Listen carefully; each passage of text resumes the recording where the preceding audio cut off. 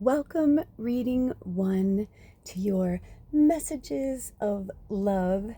And your specific title for your reading is This is a Recording. I just got the chills. This reading has been kind of like coming at me for a few days, and I was literally like in the middle of putting my groceries away, and I'm like, I have to do this right now. I like put everything away. I was like, I just had to do it. I haven't felt a pull to do a reading this much in a minute. I mean, more so lately in the last several months for sure. It's amping up, but love readings have not been a huge part of my repertoire, so to speak, but they are coming up more and more. So I take that very seriously when they do. So the fact that we're doing 3 readings today, and just from the songs and the energy that I pull when I was pulling cards for each, I only pulled the cover card for each reading. But when I was pulling them, there was so much coming through. So let's see what your card is. I have no idea what your card is either. It's always fun for me as well. So this is a recording. Oh my goodness, the cauldron. This is a recording. So I'm going to see if they want me to shuffle any more cards right away, because let's just put it this way. Welcome, by the way, to those of you who have never been here before. My name is Tallulah Kelly. I'm the magical medium, and welcome back to those of you who have been with us for a long time. We are a very special group of people that come to this channel, light workers. We are witches and healers and deep down believers in magic. But the readings that have been coming to me lately are not of my natural, what I've done for many years. Like, there's some things that, I do a lot of different things, but these readings just feel different, and this reading felt different, and these messages felt different. So I'm getting some really strong energy from your spirit guides right now. And also, I already called everybody in and opened the portal, and we're secure and all that good stuff, but they may not want me to go to another card. Okay, I thought they did, but when it doesn't come out, I know they're like, take a minute. So in this deck, it's called the Literary Witches Oracle. Maybe I'll put this back here so people can see that. Isn't that pretty? Oh my gosh, I gotta get a picture. I love taking my pictures. I love my pictures. I love taking my pictures. I'm gonna take another one. Thank you for bearing with me. Well, because they're always for something. They'll either be, in a shorts, or they'll be the cover of something someday. So in this book, from this deck, the Literary Witches Oracle, they have different witches throughout like history. Okay. And then in the back, they have what they call, let me go to the front of it so I can say what it is exactly. The witches' materials. So they have the witches, and then they have their materials.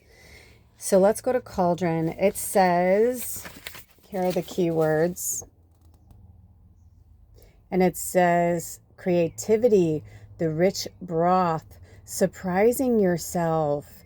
Okay, interesting. So this is a recording, was the title of the album. It was actually Lily Tomlin, and it was from her comedy album, and the song was called Mr. Beadle, and it's really funny, and she's having this argument. She's a character, right? And so she works for the telephone company. She plays this character named Ernestine, and she's a telephone operator, and it's supposed to be like, Lily Tomlin did these live comedy things like in the 60s and the 70s. 70s for sure, but I think she started in the 60s.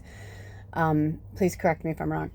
And so, this is like when they had switchboard operators, back in the day, and not like now where everything's like computerized, but she's arguing with a man who is upset because his phone was turned off. And she's like, well, your phone is turned off because you're really past due in your bill. She's like, I can, reconnect you if you can give me a time when you're going to pay it, and, whatever. So she's trying to work with him, and he won't. And so they get it gets really aggressive, the back and forth. And so I feel like that may have something to do with what's going on, because these are messages of love. So I want to see Oh, this is what's on the bottom of the deck, but I don't know if they want me. Do you want me to? Okay. So these cards all came out together and it was as if they were glued together, but I mean, I tried to pull them apart and they wouldn't let me. So we have Emily Bronte, which is fantasy. And I always think it's really cool when you get the card that's on the cover of the box. Do you see it? That's awesome. I love it. Okay, so you got Emily Bronte. We'll put Cauldron down here since like we already know that. So we'll put Emily. Actually, I feel like Emily wants to be in the middle because I have some other cards, but I don't feel like they want me to pull them just yet. And also I heard drink some water. Stay hydrated. Stay hydrated. It's so important. Now, I don't know if they go in. Here we go. Oh, and look at it's even dog-eared. You got to love that. Okay, here we go. Emily Bronte. Oh my gosh, that writing is so tiny. I didn't grab my glasses. Let's see if we can get through this together. Okay, so the keywords are dwelling, indulging, hiding in fantasy. Emily Bronte, born in 1818, died in 1848, spent her uneventful life at the family home on the moors. She created fantasy worlds with her brilliant sisters, Charlotte and Anne. Brushed the carpet and took walks in the hills. After her death of tuberculosis, blah, blah, at the age of 30, she achieved posthumous fame for Wuthering Heights, a vicious novel of romance between two isolated, stormy characters, Catherine and Heathcliff. So I feel like your mission, should you choose to accept it, is to read The Wuthering Heights this summer or this winter, depending on which hemisphere you're in, because we have north and south here. We love ya. I'm literally hearing, like, your mission, should you choose to accept it, we're only a week, literally, like, today in real time is June 12th. It's Thursday, but next Friday is, the end of next week, I think it's Friday, is summer solstice, winter solstice. So I feel like if you were looking for something to read this summer, read that. Oh, I'm getting the chills all over my body. Oh, now I have to get it too. Okay, because sometimes I'm like, is this my reading or are you just telling me? And I feel like they're like, no, you can read it if you want to. But Catherine and Heathcliff are the main characters. But isn't that interesting that I was just saying that, because I said to Spirit, I'm like, ooh, can we do music? When they were setting it up, I was like, can we do music? I love it for the love songs because I feel like there's always a deeper meaning. And they were like, yeah. And when the first one came up was Lily Tomlin's Mr. Vito, I'm like, and I know the album so well. My mom used to love comedy albums. She used to get them from the library when I was a kid. So I used to listen to, like all these, like Flip Wilson and like all these, like, comedians on vinyl. And so that was the one that I used to love, Lily Tomlin. My mom loved Lily Tomlin. And there was just this really cool connection that I had to her. But I know the album and I'm like, there's not really any love. You know what I mean? So I was like, and then I said, you got to be talking about the title of the album. And they're like, yeah. So that's when I got the vibe of this is a recording. And I feel like Spirit is saying this to you, like, this is a record. Like, I feel, okay, basically like what Spirit gave me is I feel like you in your relationship are constantly like, this is a recording. Like it's, I feel like the fighting that's happening between you and your significant other is like on replay, right? This is a recording, like you're hearing it over and over. It's the same shit, the same patterns, the same crap, the same.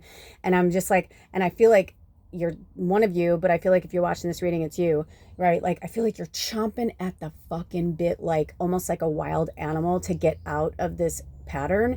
And I feel like for some of you, it's not that you don't love them anymore. And I'm going to be honest with you guys right now. This is where you have to use your own intuition. These are mass readings, okay? But I'm getting, it's literally split in two for me right now. I've got one group in here that this is your person. It's just that like you have to learn like how it's almost like you're meeting them for the first time. So you have to kind of figure out like what they like, what they don't like, what you don't like, because there's massive changes on the planet, especially with the divine masculine. I thought this is why they must be having me do these love readings, because the divine masculine is, you know, I've had to like push back on a few divine masculines in the last several months, you know, getting too saucy, trying to like put me in my place kind of thing. And I'm like, okay, well, you know what? That world doesn't exist and I don't live there, so I'm not going to go there with you, you know, kind of energy. But trying to do it with as much love and compassion as possible, because I know it's not their fault, right? You know, like it's just the energy of the divine masculine that is like crumbling. And we all have both divine masculine and divine feminine. And because I know for my own self in my chart, I'm 70% masculine in my chart. So knowing that, I mean, it made so much sense to me when I read my birth chart, and I highly recommend you look at your birth chart. It's a map to your soul. It's a map to your, it's literally a roadmap to your life here on earth. If you really look at it and you follow, you know, astrology. And you don't have to be stringent about it, you know, it's not like some type of code or something that you have to figure out. And that's what I feel like for some of you, it's like you're trying to figure it out. And a lot of empaths, we do that because we know what we can and can't handle. So we, you know, are like, okay, if I can control the environment, if I can control this conversation, if I can control this situation, I can put my anxiety at ease. I can, you know, whatever, you know what I mean? Like whatever it is for you, insert your story.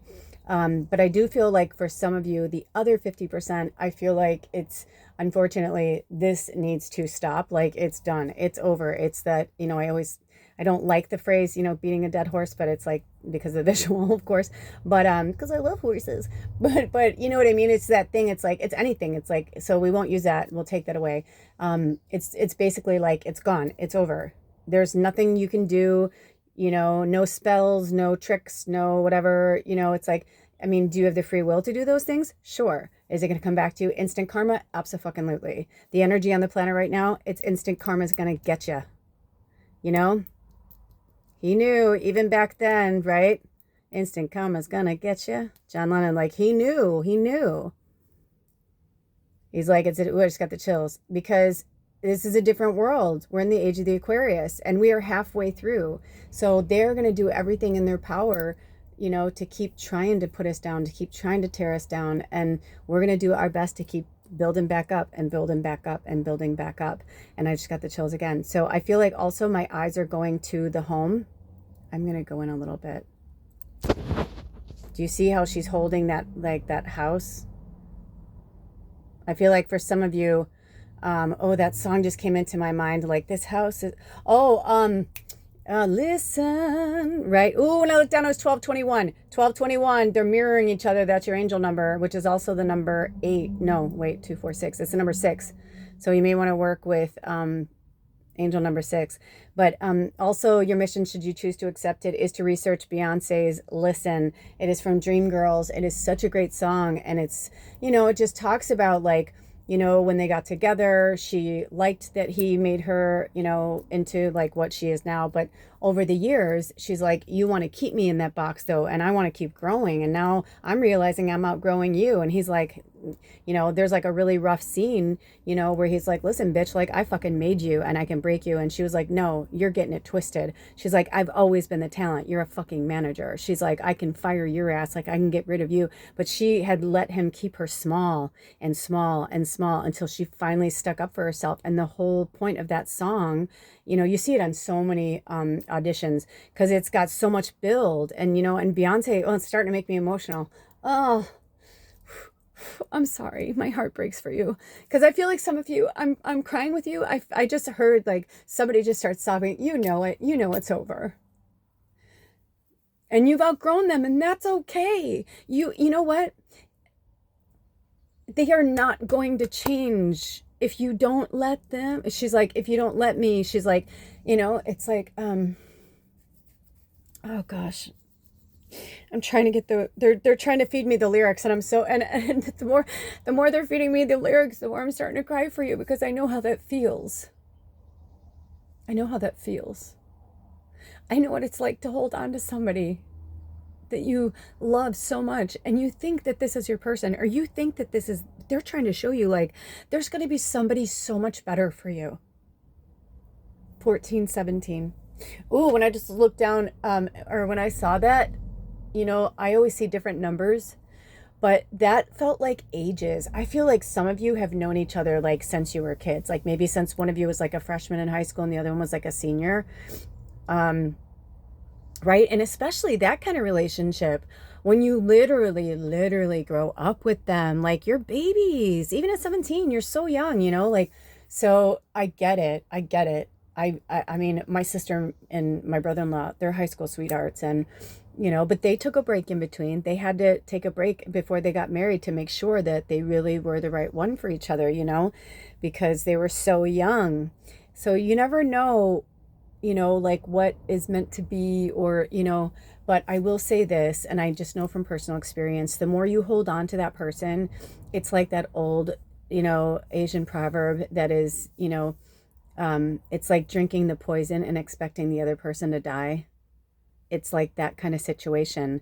And it's like you're both ingesting the poison because you're codependent and you're too scared to move forward because you don't know what's on the other side of that, especially if you've spent years together. Because I'm getting for some of you that are, it's both. On some of it, I feel like you guys are soulmates, twin flames, whatever you want to, I'm not going to categorize you, but you are definitely meant to be with this person, at least right now while you're listening to this reading. But for those of you who are like, you need to break up, like that's like spirit is like, yeah, you've just outgrown each other. I don't care if you've been together for 30 years, you guys. I'm so sorry. I know that hurts. And I know that we have people, I had somebody recently comment on one of my things, and I went and looked at their information, and they were like in their 90s or like a cool witchy lady. So it's like, you know what I mean? It's like we have people of all ages that watch these readings, bless us, right? So even if it is that many years, sometimes you just really have to let go. And I'm also feeling for some of you that this may even be just for one person. This just came through right now. I'm like, this just in, hot off the press. But this just swung in for somebody. And it felt like Casper the Friendly Ghost. Like, I feel like they're trying to show me that they're like Casper the Friendly Ghost. Like they're here like with their arms up. Like I have no, like, but it feels as if somebody here has lost a spouse and you aren't moving forward, and they're with you, but they're only staying with you because they don't want you to be alone. But they're saying that I feel like whoever you are, you're really powerful, and you guys had such a powerful connection that they're saying like it's easy for you to access them, but they want you to stop accessing them. It's almost like I feel like everything you do, you're asking that, or like I'm picturing you in the grocery store, and like in your head, you're like, what do you think? Should we get these tonight? You know what I mean? Like that's like that's what they're showing me. It feels like a woman who's still here and a man who passed away. But remember, when these readings come through, it could just be divine feminine represented and divine masculine represented. Do you understand? So it could be that you are a quote unquote man, but you have a lot of feminine in your chart, and vice versa. Okay. So whomever this is for, and it could be for more than one person. But I definitely feel like that. Or if you're broken up with somebody and you're like hopeful to get back together, they're saying it's almost like they're a ghost and you're not going to move forward, and you won't find, what's my destiny, mama? Like you're not going to find your path and your purpose because you're stuck in this is a recording over and over and over. Basically, reading one, no matter what love energy you're in that we spoke of, you're in a loop. You're in a loop of some kind. And instantly that's what I saw when I was like, Mr. Beetle. I was like, wait, where are we going with this? But that's the fun part. And now it all comes together. So I don't know who this message is for, but it is definitely time to let them go. I'm seeing releasing like balloons, like a lantern, something like, for those of you, something that's safe and good for the environment, right? But I'm hearing, even if you want to like write a bunch of things down, or a love letter to this person and say everything that you want to say, and say, but I have to go now, and do a cord cutting, and then do a burning. Okay, so yesterday was the full moon in Sagittarius, and tomorrow, I get it now, Spirit. Okay, because I thought for sure we were going to do it tomorrow, because tomorrow is Friday the 13th, and 13 is the divine goddess number, which is also the number 4, which is about a strong, solid foundation, and that we can't build anything in our lives without a strong, solid foundation. So I was really excited because it's the only Friday the 13th of the year. So I was like, oh, that sounds really cool, So I thought I was going to do a reading reading, but something with the divine feminine. But now I'm seeing what everything is. And thank you, reading one, because I feel like you're kind of like springboarding for the rest of the readings, where I'm seeing like the messages more now than when I first set up. And basically what I am getting is that use this full moon in Sagittarius energy. Like whenever you watch this, it's timeless, of course, but you can call it in. But if you watch this in real time, you've got these few days around this to really do something sacred. And since Sagittarius was the full moon, it's a fire sign, and I'm getting for you to burn it safely, please, somewhere safe.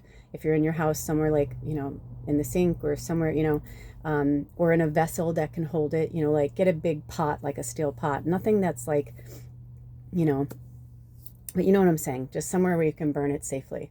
I know this time of year, this is like, you know, we have to be really cautious about that. But I'm hearing to write this love letter. And I'm hearing even for some of you, write two or even just write one, but write a love letter to yourself as well, saying like what you want, what you deserve, what you're looking for, and then like burn it off into the stars, you know, and let it go in, you know, set your intentions, release it, because full moons are all about celebration and release. It's about the culmination of, you know, you set those intentions and put those dreams and wishes out into the universe in the new moon when we're starting a new cycle. And then the full moon is when it's at its capacity. And then when it's waning, we still have time where spirit will show us if it's going to show up in this moon cycle or not, you know.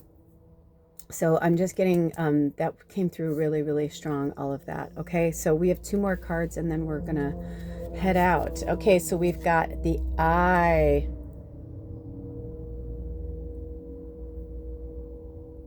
It was in reverse though. So I feel like maybe somebody wants to look at it like maybe it looks like somebody you know, but also upside down, is it just me or does it look a little more fearful? Like if you don't look at it like, you know what I mean? Like it looks like it also can be very intentional, like they're looking straight into your soul, you know, like I feel like, oh, maybe that's what it is too. And I feel like a fish energy with this. So it could be a Pisces. You could be a Pisces. And then we have Lantern, which is kind of interesting because we have two forms of fire. Let me pull this out a little bit. We've got two forms of fire. We've got the cauldron, which is and maybe that's why they're at the cauldron. Ooh, I just got the chills. If you have a cauldron, you know, use it. I have a little mini cauldron. I asked if they wanted me to bring anything in and they said no. But maybe it's time for you to get a cauldron. You know, get yourself a good one though. Like don't get some type of like crappy, you know, from the dollar store or whatever. You know what I mean? Like see if you can try and find a forged one, would be really cool. They're worth the investment. You know, I think I saw somebody on, was it Etsy or something? And I was like, somebody makes fucking cauldrons. So people like do make shit like that. So research like handmade or hand forged, you know, iron or whatever metal or, you know, whatever. Copper is a really good one too. Copper, I thought mine was fully copper, but the more I've been like using it over the years, it's actually not. I mean, I don't know what's underneath it. It's copper on the outside, but it's not copper fully through, you know. Anyway, I don't know if you can't burn it or something, maybe, I don't know. So that's that. Let me see if there's any more cards because my hands went to pick up the deck. So, okay, I just wanted to see. Okay, so there might be one or two more cards. Let me see what comes through. I'm also going to read from the book for the Eye and the Lantern because they do have, you know, keywords. So there could be something in there. As much as, you know, the breadcrumbs that we can take, we try and take from them. Okay, are there any last messages, Spirit, for... Oh, okay, this one just popped out. Ooh, is this connected? Oh, I feel like this is two. Or is this just one? They're so thick, the cardstock. It was in reverse, too. Anne Carson, the intellect. Interesting. Isn't this interesting, too? Okay, so look at this right now. So look at how Anne Carson is dressed. So this could be another, you know, message as well. That beautiful feather, like this beautiful headpiece was built by one of my, and created, built by, that's such an interesting way of saying it. My friend, an old friend of mine named Laura Barstow, she's such an amazing artist.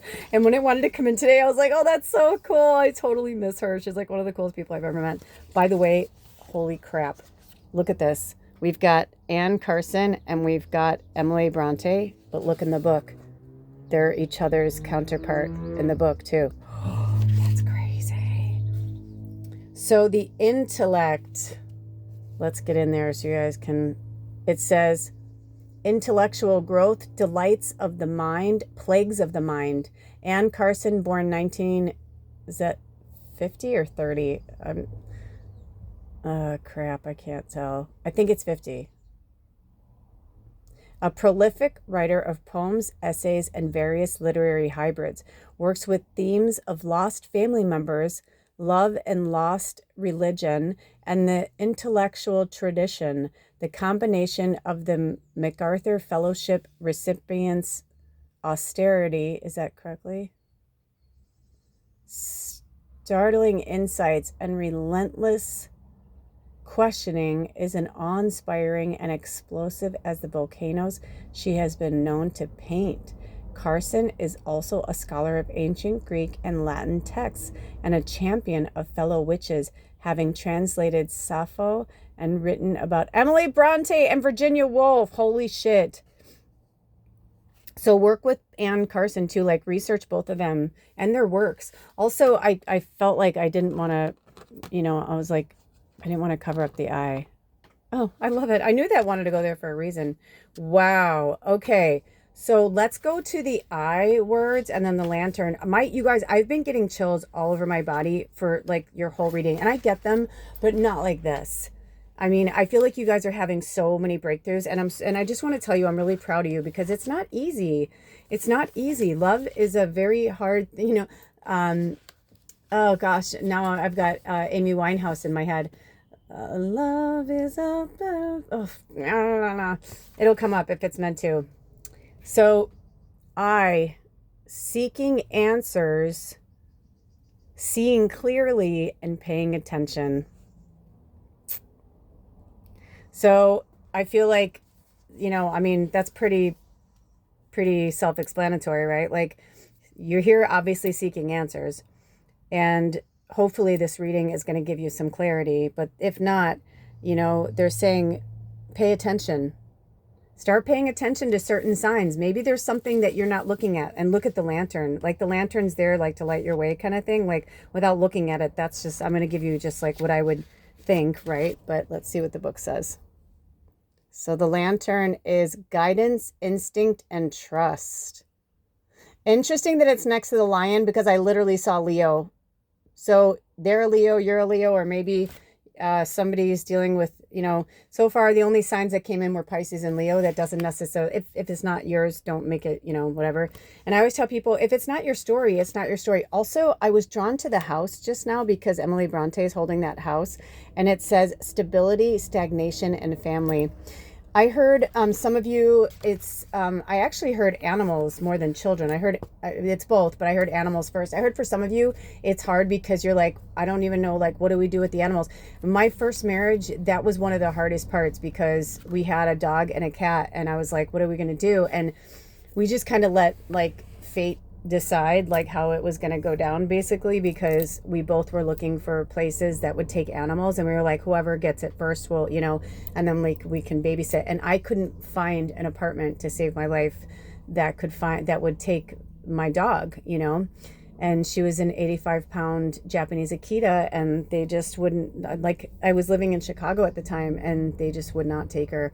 And theory, like, looking back on so many things, if I'd done things differently, things would have happened, but they did, So I get it. But my ex-husband, he could have animals, so he kept both the cat and the dog. And I thought, well, that's good anyway, because I didn't really want, the cat was more his familiar and the dog was more mine, but I didn't want to like separate them. And sadly, like, looking back on it now, I can understand like everything that happened, but my dog died. Like, I basically, like, she died without me because I didn't understand that she was my familiar at the time. I didn't understand. So I'm feeling like for some of you, like, just do it in the way that, like, be like, we both know this is my animal. You know what I mean? Like, let's just be honest. If you want to have shared custody or something like that, that's up to you. He and I did that. It actually was good at first, except for what happened is all my neighbors were really cool, and I told them that I, had a dog, and I said, would you guys say anything? Because it was like a company. It was like a big building, and it was a company, and I was like, there was like an alleyway, and I thought I could probably smuggle her in if nobody said anything. So I got away with it at first until I went to work. Like, she didn't bark, because I was like, she doesn't bark. I'm like, she didn't bark unless she had to bark. So you know, but unfortunately, she barked the entire time I was gone. And my neighbor was like, dude, I wanted to kill you. They're like, I was gone for like 8 hours.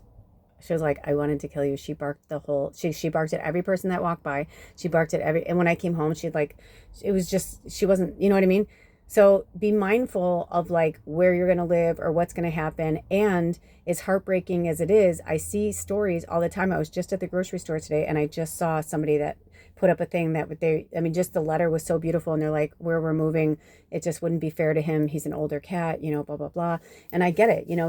When you move to certain countries, they quarantine them for like 6 months, and some animals will die. They just don't do well without human interaction. So, that's basically what happened to my dog. It was like, I don't want to get into the whole story, but in the end, like, now I know, looking back on it, and I've apologized to her profusely, and I was like, if you ever want to come back, I promise I'll, treat you right.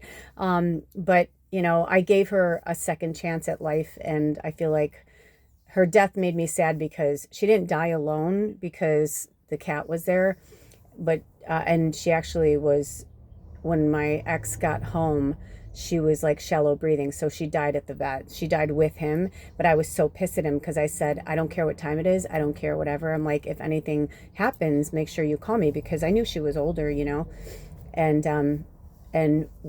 so he called me after he did it. He called me after he put her down. And I was just so livid because I was like, dude, I'm like, you didn't even give me a shot. You didn't even give me a chance, because I would have rather tried to rehome her somewhere where I could go see her. You know what I mean? Like, I had a friend that I was like later on was like, why didn't you tell me? I would have taken her. I'm like, oh my God, so there could be, maybe I'm telling you this story because you need to reach out to somebody in your community. And, I had a friend who watched another friend's animal while they were working abroad for like 3 months, and they like fell in love. And when the person came back, the animal didn't want to leave. And the person was like, you know what? I'm hardly ever here anyway. How about I just come and visit them when they're with you, So you know what I mean? I'm getting this vibe from spirit that it's like, don't, or if you can, try not to allow yourself to make choices because you think it's not going to work out. You know what I mean?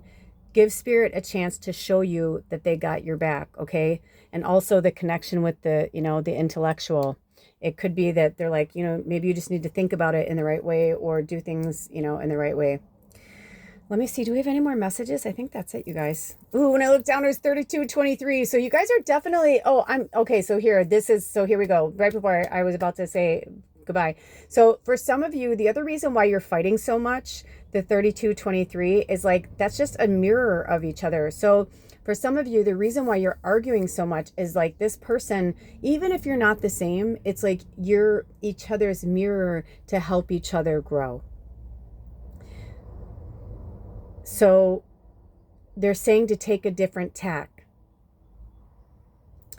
I have been doing this in my own personal relationship. I have to relearn how to be in a relationship with my partner, because we have both been like, all right, let's jump ship, see ya. You know what I mean? And every time we try to like break up, it's like there's this force that brings us back together. Sometimes there's a force that brings you back together that is like that, where you're like, whether you like it or not, this is your person that you chose to walk with, and you chose to have this relationship so that you will grow. But it's not for you to stay in the same pattern of, is this a recording? You know what I mean? Where you're going back to the same fights, the same words, the same languaging, the same thought process. They're like, change your languaging. I'm getting from spirit, change your thoughts, change your words, and you will change your world. Those are the last words they want me to say to you. If you change your thoughts and you change your words, you will change your world. Now, if the other person is going back to the same patterns, you will have to decide in the moment, because it's going to be different for all of you. You're going to have to decide in that moment how you're going to handle it. You know, like if it's somebody who's used to you, like they like, especially if you're in a narcissist empath relationship where you're like triggering each other all the time, you have to remember that we all have a bit of narcissist in us, right? You know, it's just a label, it's just a term, it's an energy. So if somebody is stuck in a narcissist energy and you're an empath that like fields and picks up energy, then you have to be mindful. You can fall into the narcissist pitfalls too. So I'm hearing like, you know, you're not better than them, they're not better than you. But if it's toxic, and especially if the roundabout is toxic, I'm hearing then that's when you have to step away, step away, step away, step away. And for some of you, it's permanent. For some of you, it's temporary. For some of you, maybe you just need to figure out a way to coexist. Because what I'm finding is that like my partner and I, we really do love living alone, but we want to try and figure out how to live together. We're just not sure how to do it yet. And until then, they're not even entertaining the idea. I'm trying to push it a little bit more because I feel like that's where we're meant to go, but I'm not pushing him. You know what I mean? Like I'm pushing it in terms of like, I'm going to do what I'm going to do. And if he like follows me, then it's good. And if he doesn't, I was gently reminded by another light worker recently. And I was like, well, yeah, I mean, that's what I've been doing. They're like, have you though? And then I had to stop and think about it for a second. I was like, okay, it's very easy for us to fall back into a pattern that we don't realize that we're doing of control. You hear me? You feel me? So, you know, have the courage to step outside of yourself and look at yourself and see yourself, right? With that eye, like really see yourself and use your intuition and your instincts to be like, where am I causing conflict in this situation? Where am I, you know, like, where could I be better in this relationship as well? I mean, even when it feels like you're like, I'm the angel, they're awful, blah, blah, blah. Well, it takes two to tango. And you don't have to stay with this person. I see things all the time at my co-op, on Craigslist, where people literally reach out for help and they're like, I don't normally do this, you know, blah, blah, blah. Some of them I can tell they're scam artists because that's my telepathic medium intuition. Like, I'm just like, oh man. But then there are other ones that you can just tell they don't know what else to do. They've exasperated you know, I saw one recently with this woman and I felt for her. She was like, I had to get myself and my children out of a situation and there are no shelters where I am. I don't have a car. She's like, will you please help me? You know, I don't know what to do. And it was just so, I just prayed for her. And I said, Spirit, please send an angel their way, you know. And there are a lot of people out there, especially elderly people. Where I live, there's a lot of very wealthy retired people. And, you know, there are people who they want to help, but they don't know who to help or where to help. Or like maybe they give to local food banks or maybe they, you know what I mean? Like they give and they do this, but like, you know, some people want to physically help people. They're like, I have this huge home. Like I can really help somebody get back on their feet, you know. All humanity is not lost. So ask for help, look out for help, and just know that you're not alone. Every time I feel like I don't have something or, you know, whatever, and I pray on it, it shows up. So meditate on things, pray on things, and keep your thoughts and your words positive.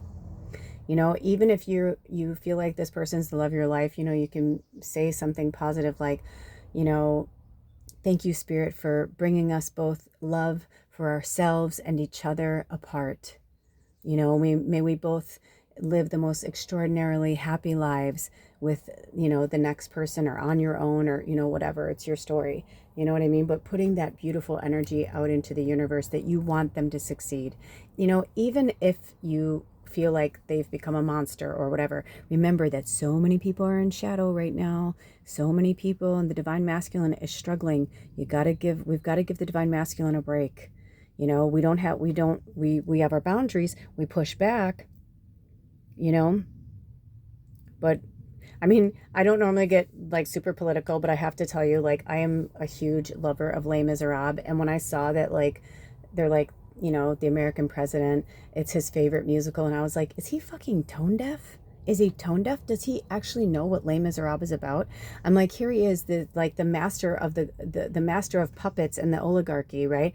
And I'm like, does he not like get it? Does he not understand that this story is about the poor fighting for their rights and fighting for their freedom?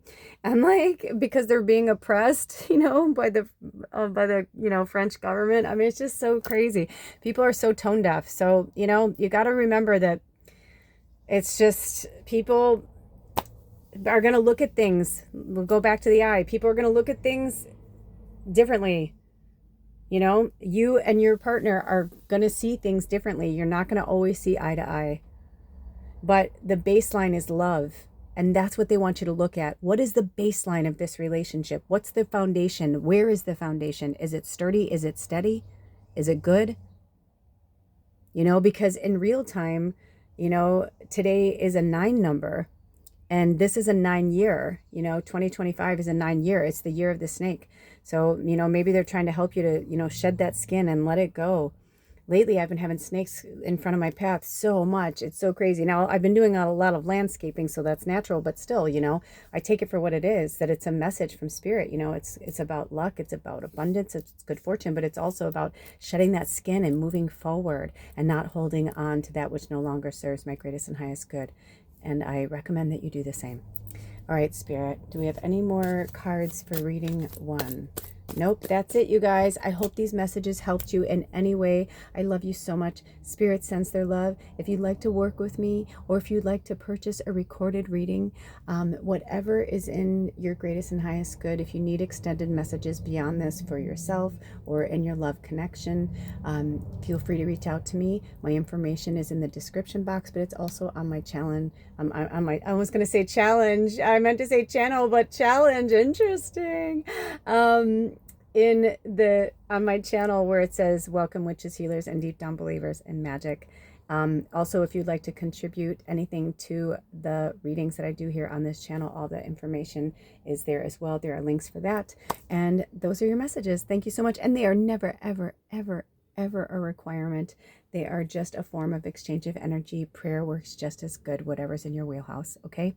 Until next time, I love you. Blessed be. Oh, bye. Welcome reading 2. So You Chose Our Song by Pink. Oh, the song guts me. It guts me. I don't think I have ever gotten through that song and not cried. So when I was setting this reading up and I asked Spirit to give me, the titles for these messages of love, when that one started playing, my heart broke for you guys, because I was like, and for myself, because I was like, is this mine too? Because the words are really beautiful. If you don't know the song, I'm sure they'll probably have me put links to the songs for you guys so you can, go and listen to them. But it's just basically about a couple that they used to have a song, and before, like when they were good and all was well, when the song would come on, they would, be like, oh, our song. And now she's saying, but now the song comes on and we don't even know the words to it anymore. Right? By the way, I feel like this wants to turn, and that's the first time it's wanted to turn, so I don't know, like, it kind of looks like a portal. So I feel like this is for somebody. I don't know what your card is. I am going to take a picture, though, because it's quite lovely. I'm like, it's so pretty. There's...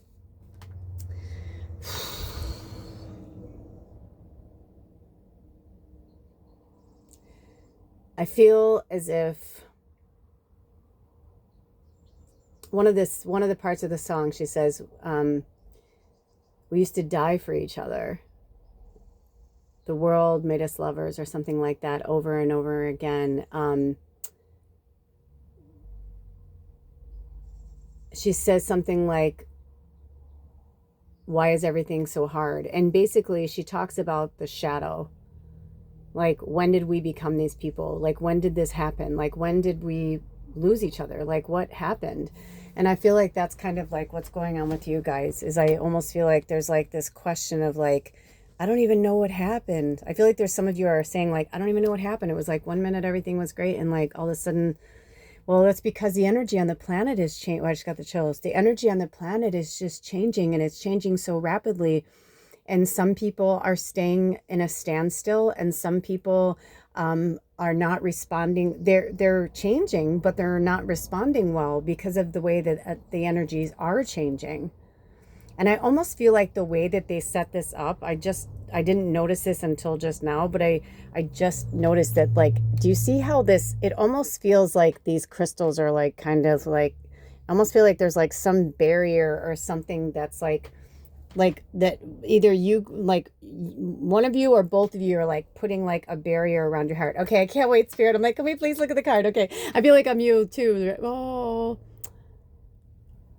okay, so is that Mirabai? Mirabai? Mirabai. Mirabai, I think it would be Mirabai? Devotion. She's Indian. I can tell from the picture. Oh, crap. Oh, no. You know what? They may flag this video. If they do... Okay, so what I'm going to do is I have to put something over it. I forgot about that. It's this thing now. They can't show nudity. I didn't know what the card was. So what I'm going to do is I'm going to put the card there, and we're going to do it like a modesty patch, you know, like this, where you can see her, but you can't see her boobings because here, you know what? Here, let me pause it so I don't screw it up. You know, if Spirit hadn't said anything, I wouldn't have even thought about that. They were like, cover her boobs. I'm like, what? They're like, well, they said cover her breasts. And I was like, what? And I didn't understand. And then I was like, oh yeah, I forgot about that. So, which is really funny because I have gone, or like randomly, I have seen things where it's like these girls who are like doing these dance, and I'm like, what the fuck? Like, it's basically softcore porn, and their videos are there, and you can see their nipples through their shirt. So I'm like, what's the fucking difference? But yet for tarot readers and card readers, like, we just for that little bit of whatever, like, we can literally, like, they can ban our video. So I'll be really bummed if this happens, but let's just hope for the best. Let's send a good energy that it won't pick it up, that it won't pick it up, that it won't pick it up, that it won't pick it up. Yep. Thank you, Spirit. It's not going to pick it up. All is well, all is well. But if this, by now, if it has or whatever, you know what I mean? Like, I'll hopefully be able to edit some stuff out. And luckily it was at the beginning of the reading. So if I have to, you know, do reading one on a separate video, then I'll just do that. It's not that big of a deal. I'll do what I got to do. But I'm glad that, thank you, Spirit, for pointing that out, because that would have been a bummer if the whole video got, like, you know, or like I wouldn't be able to show you, because I don't have fancy software. I wouldn't even know how to like cover that up. Okay, so Spirit, do we have any more messages for reading 2 right now? Okay, so they want me to read from the book. Oh, sorry about that little hold up there. It's kind of, isn't that unfortunate? I'm like, they're fucking nipples. We all have them. We all have them.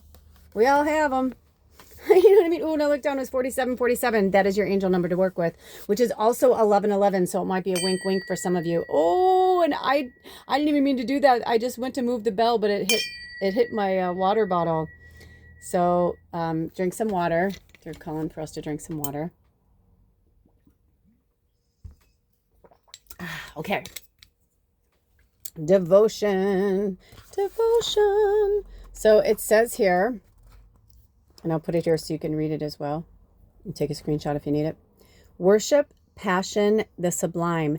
Instead of attending to her royal and wifely duties, Princess Mirabai, 1450, I can't tell what that is. Oh, they don't know they think it was somewhere between 1450 and 1547, it looks like, question marks, wrote intense, erotic, devotional poetry to the god Krishna, whom she thought of as her lover.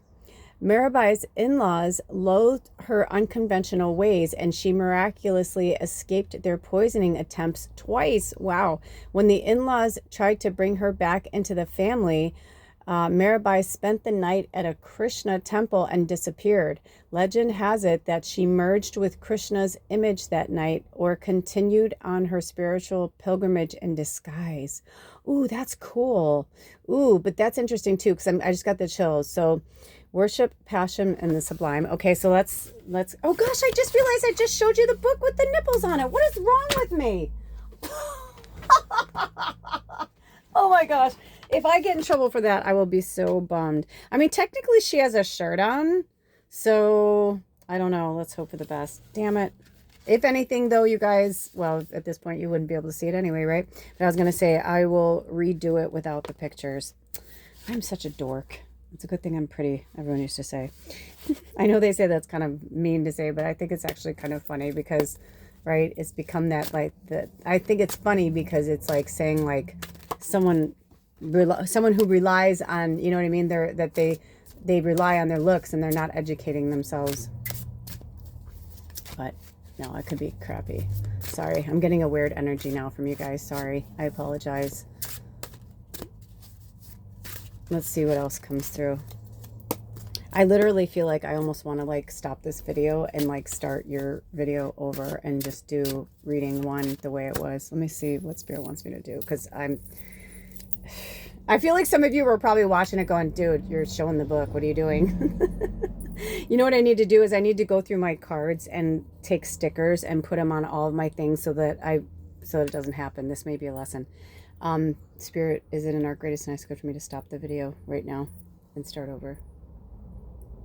Okay. Hopefully it will read it as a shirt and not nakedness. Because I've used one of my tarot decks, has a lot of androgyny in it. It was created by an LGBTQ artist, and I've used it a lot, and they don't do anything for the side butt shot, so to speak. Okay, do we have any more cards? Do you have anything else you want to say? Hold on. So I was trying to figure out the energy, and I think I figured out what it is. There's like this really cold energy. Like I feel like a cold front kind of came in, and I'm feeling this. I almost feel like either one or both of you have like closed off your hearts to each other. But when she speaks of devotion, I feel like some of you have been asking Spirit, this is what it is. You want to know. This is the vibe I'm getting. You want to know whether you should stay. Should I stay or should I go? At least one person is asking that. So let's see. Spirit, do we have anything that could give us an equivalent of a yes or no answer of whether or not they should stay with this person? Okay, my hand was like stuck to it like glue. Eel. Ooh, slippery eel. Oh, that's so interesting. I was just talking about snakes. So eel. Let's see what the book says. So the eel, the keywords are what lurks, electricity, and dishonesty. Okay.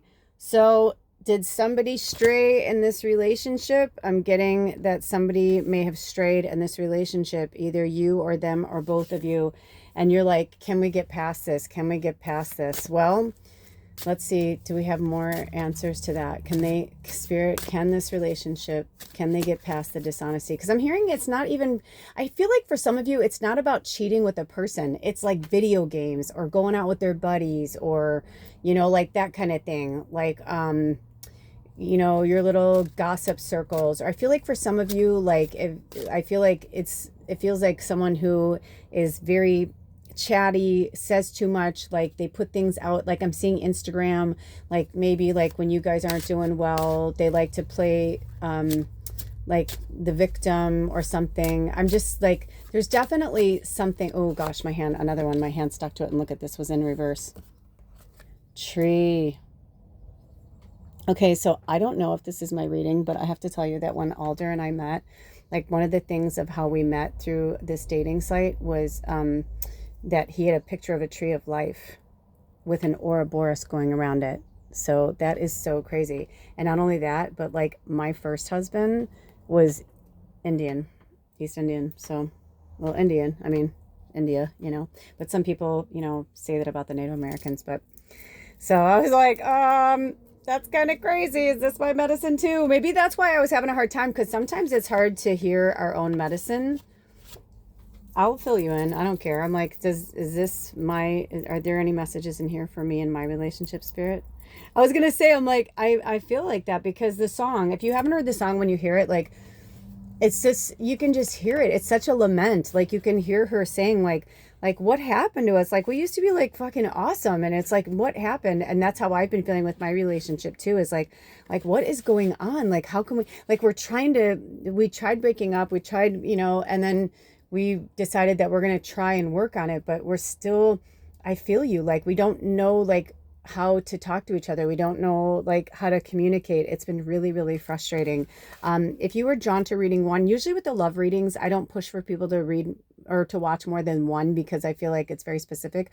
But reading one actually had like 3 different types of relationships going on, from soulmates to twin flames to whatever. So if you were drawn to reading one in any way, shape, or form, you may want to watch that, because I picked up a few things as well in my own, and I actually shared some of my own stories. So I feel like, it all comes around, and we're all connected, right, in this tribe, number one, but also like our relationships, everybody's relationships are going through some type of transformation right now. You could be the happiest couple, but there's some major transformations happening on the planet, and we can't help but, sense that something is off, So the tree is wisdom, good roots, and connection. So this is what I was going to tell you, but I wanted to wait until Spirit told me that it was okay. So I'm hearing for you guys, if you chose reading too, I feel like your relationship is deep rooted. Like there's some really, if you ever watched Sex and the City, if you remember the original show, when they did the movie and Miranda wants to break up with Steve, and he's like, what? He's like, what do you mean? There's some good stuff here. Like, I always remember that line when he said it, because it was the way he said it. He's like, and because, we watched their whole relationship from inception, right? And they were so different. They were so, so different. And everybody said they would never make it. But in the end, they really loved each other. And it wasn't about like their backgrounds or who made more or like what happened. They loved each other. And when you really, truly are deeply in love with a person, it's so deep rooted that you just, but even that we see now with the way the show is now, right? Like Miranda and Steve end up breaking up. But during that time, like they were like, no, they spent time apart. They, things happened, and they found their way back to each other. But I know in my relationship, it's okay. I've spoken about it with many people, but my husband now, he literally struggled for so many years with sex addiction and therapy, and gone through so many things. And even though they haven't done anything, it still comes up. And they're like, is it ever not going to come up? And I'm like, yes, when you stop trying to hide things from me.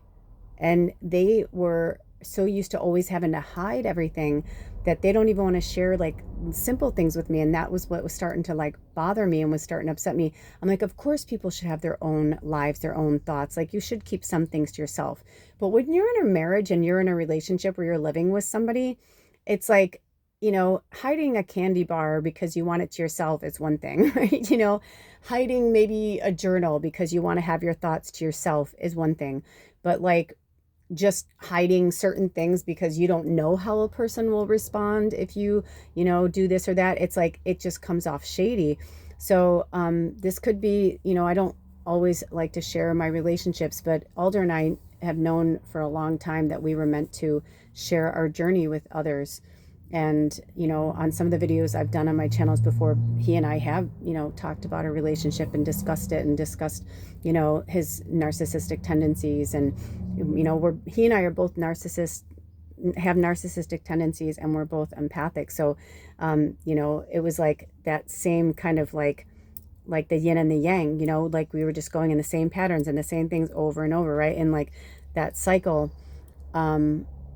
So when we get into patterns and we get into cycles, sometimes we forget why we started in the first place. Like what brought you there in the first place? Why did you want to, connect with this person and build roots, right? Because the eel is what lurks, like what lurks beneath the surface. Electricity, like when you're together, there's like this electric connection, but then dishonesty. So, and maybe it's you, maybe you're not sharing things with them because you've been in relationships. And I just get the vibe from spirit that it's time for everything to just be like put out there on the table. No hiding, no, you know what I mean? Which also, like, look at the fact that I had to cover up the card just to make sure that, you know what I mean, X, Y, and Z, whatever. But it's just like somebody is covering something up. Somebody's hiding something. I mean, I didn't even really put that together. And also, for some of you, like the first reading, the characters that came through, the witches that came through, they were so different, and their connection to the story was so different than this connection to this story. And also, I feel like, she's playing an instrument, right? I can't show you the pictures anymore. Well, I guess I can if I can do it if I cover. But see, they're playing like an instrument there. I forget the name of that instrument, but it's very famous. And, just in a lot of cultures, they have, mistresses, concubines, things like that. And that particular instrument was known to be played by that too. So it could even be like, maybe there's like some type of charming that's going on either on your side or their side, like snake charmer, like something like that. I don't know if they want, I was going to say this one's on the bottom and I was really drawn to it and I went to shuffle and it like came right out. So hedgehog, interesting. What does the hedgehog have to say? And since we know her, I'm going to put the hedgehog there. I feel like her key word for being there is not just her story, because whether the story aligns with you or not, but I really feel like the main word that kept sticking out to me with her card was devotion. So it could be that for some of you, you're having a hard time like forgiving this person for whatever it is they did, or maybe they're having a hard time forgiving you. Also, I'm getting this kind of Friends vibe with like Ross and Rachel, where you're like, we were on a break, because I had this with my partner last year. We took a break, and it wasn't like a breakup. It wasn't like we were separated. We were like taking a break from each other, but we swore to one another if we were going to be with anyone romantically, sexually, like we made a pact that like we would tell the other person. And I was like, if that's what we need, or if that's what's going on, I'm like, so long story short, we were gone like maybe a month or two, and we were running errands. And when they came to pick me up, they were like, look, I made this. And they had kind of made like their van into like a cool little place for them to like stay. And I just remember we were getting water, and I kind of glanced over, we were outside the car, and he had put like kind of curtains around the windows, but there was like a cup holder still from like where the seats were. He had taken the seats out, but like there was like a cup holder was still like connected to like, the door of the car. And I just happened to like glance over. And when I glanced over, I saw condoms. And I just like lost my fucking noodle. Like I lost my fucking mind. I was like, and my whole, like, I felt like metaphorically, like the elevator dropped from like the 100th floor. Like everything inside of me like felt like I didn't know what to do. I'm like, what do I do? Do I approach this? Do I not approach this? But I'm such an honest person that like, I just like kind of gulped, and I like took a few breaths, and I'm like,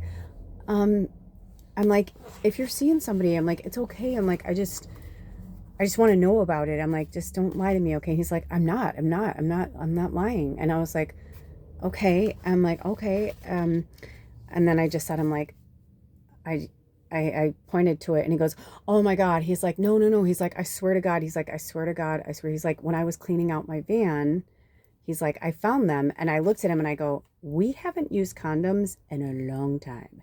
And he's like, I know. He's like, cause there was a time where he was cheating, and like, we went through all that, and we had a separation and went through therapy and got back together and blah, blah, blah. So he said it was from then. But of course, I was like upset. And then I was upset for the rest of the day, because I'm like, do I believe him? Do I not? It was like it's like my gut told me he was telling me the truth, but like the old version of me was like, he's lying. He's a fucking liar. He's a fucking cheat. He's a liar. He's a piece of shit. Like, I was just like, I was letting all this shadow and all this darkness feed me, you know? But then the more like, and I could tell by his reaction too, you know, like, because he was more like, oh no, like he didn't want me to think that. Like, I can tell that he wasn't like trying to, you know, but he did, but I could see that he saw what was happening with me. And in a weird way, it was kind of the beginning of the end, because it started this whole thing that we're still separated now. And we've spoken about it many times where I'm like, tell me the truth, like, tell me the truth. And there are moments where I'm like, I feel like something happened, but I don't feel like something happened the way I think it happened. So either way, I'm like, this is where we are. And sometimes that's just where you are. And you have to be brave enough, and you have to be strong enough. And I'm saying this from my own personal experience, to say, okay, you know what? Maybe we need to take a break. Maybe we need to see other people. Maybe we need to know. And I remember there was this great comedy skit from Taylor Tomlinson, and she was talking to an audience member that was like, oh yeah, well, he used to cheat on me or whatever, but we got back together. And she's, or no, it's when they first started dating, she thought that they were not supposed to be seeing other people. And so she, quote unquote, caught him. And then he went back to her crying hysterically, and he's like, I'm so sorry. And she goes, and you took him back? And she goes, yeah. She's like, I took him back. She goes, I feel like he needed it. He got what he needed, or something like that. She goes, you are my hero. And she goes, so then, you know, her being the comedian, she goes, so basically, so you, that's okay. That's cute, honey. So you had to go fuck somebody else just to, like, you know, prove that I'm the best. That's okay. I mean, I'm totally, you know, paraphrasing, but it was like really funny the way she said it and did it. And that, like, now they're married and like whatever. And so, she's like, you know, cause sometimes that's what they need. She broke up with him. She like pushed him away, but then he was like, he kept like groveling and coming back, because he realized that, you know, he could play the playboy, but she wasn't going to have that. She wasn't going to put up with that. And, you know, and that's what happens a lot of times too when we're in relationships, right? Like, you know, somebody gets a little cocky, or somebody gets a little tired of the relationship, and they start, you know, wandering eye, wandering hands, whatever happens, right? And then once, you know, that old saying, like, you don't know what you got till it's gone. And then they're like, oh shit. So that kind of same thing has been happening with me and my partner. But the reason why I feel like we keep being drawn back to each other is that they have been through so much, and they need somebody who has a great capacity of forgiveness. They need somebody who has a great capacity for love. I'm not a doormat, you know, but at the same time, you know, I have said to him, and even in the recent weeks, I've said, you know, I'm going to keep doing what I'm going to do. You can move forward with me, or you can stay where you are, but this is what I'm going to do. You know, because they're like still not sure exactly what they want to do. So I'm like, okay, well, you keep figuring your stuff out. That's cool, right? And that's okay, because they're going through the dark night of the soul. But the thing we have to remember, you guys, is that both people in the relationship are not always going to be at the same spiritual level of consciousness at the same time. So you have to ask yourself how much you love this person, how dedicated you are to this person. That's what I had to keep asking myself. Recently, I had somebody who was, you know, kind of like saying like, I don't know why you're still with him and why you're, you know, whatever. And I said, I know you don't understand it. And it's not for them to understand. And then they were like, you know, using their own, you know, past and using their own experiences. And I'm like, exactly. You're mirroring. So like something in my relationship is coming up for you in your past with your relationship. And so it's triggering something in you. But, you know, it's like, you think I don't feel that people think I'm dumb, or that I'm, you know, whatever, that I'm still with him, that I'm still hanging on, that I'm still, and I'm like, because I'll know when to cut ties. I'll know when to break loose. But through all of this, I have gotten stronger. I have only gotten stronger. I have only grown more. I've only matured more. And, you know, at least I feel like I have. I hope I have, you know. And so I feel like when we have those energies, we have to go with it. We can't run away from it. Oh my gosh, here we go, you guys. Look at the hedgehog. They're like, it's time for the hedgehog now. Vulnerability, hiding the heart, and tenderness. Exactly. You know, why do you think narcissists are like that? They're trying to cover up the fact that they're so insecure, that they don't feel good about themselves, that they don't feel strong, that they don't feel secure. So, you know, I know for myself, when we took the break, what was making our relationship work was my energy. But I felt like it wasn't balanced. And I'm like, I'm not going to continue being the giver in the love department. And you love when you feel comfortable and you love when you feel safe. But otherwise, I have to do all the work. I was like, I'm tired of that.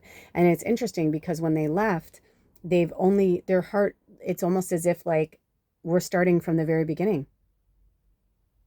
And it's interesting because we just had our 10-year anniversary, right? And things go in like cycles of 10. We see it all throughout numerology, through, everything, even with like the tarot cards, right? Like ones are new beginnings, 10s are completion, right? Like, so I'm holding space for them right now because I know what they're going through. I just went through it first. So whether you're the one that's going through it first or your partner, I get the vibe that it's like you're not on the same page right now. But you don't have to stay if you don't want to, right? Like you have free will. But and did you ever see those cute? I'll have to find it. I did one with my little spider. I'll post it in my shorts. So look for it on this channel in the shorts section with the little spider. But there's that little boy where you hear his voice and he's like, I'm paraphrasing, but he says something like, I don't know if you like me, but I hope that you do, or something like that, right? But that's kind of the energy I'm getting from spirit, is like, I feel like whoever this person is, that they've retracted even more into the shadow and the darkness, and spirit's like, this is the time to come at them with love, an open heart and open arms, forgiveness, true forgiveness, because when someone is, it's not about, it's about you having the closure. It's about you having the forgiveness of the situation, right? It takes a really strong person to, stay in a relationship when the other person is struggling. I remember a friend of mine who went through a horrific depression after she lost a baby.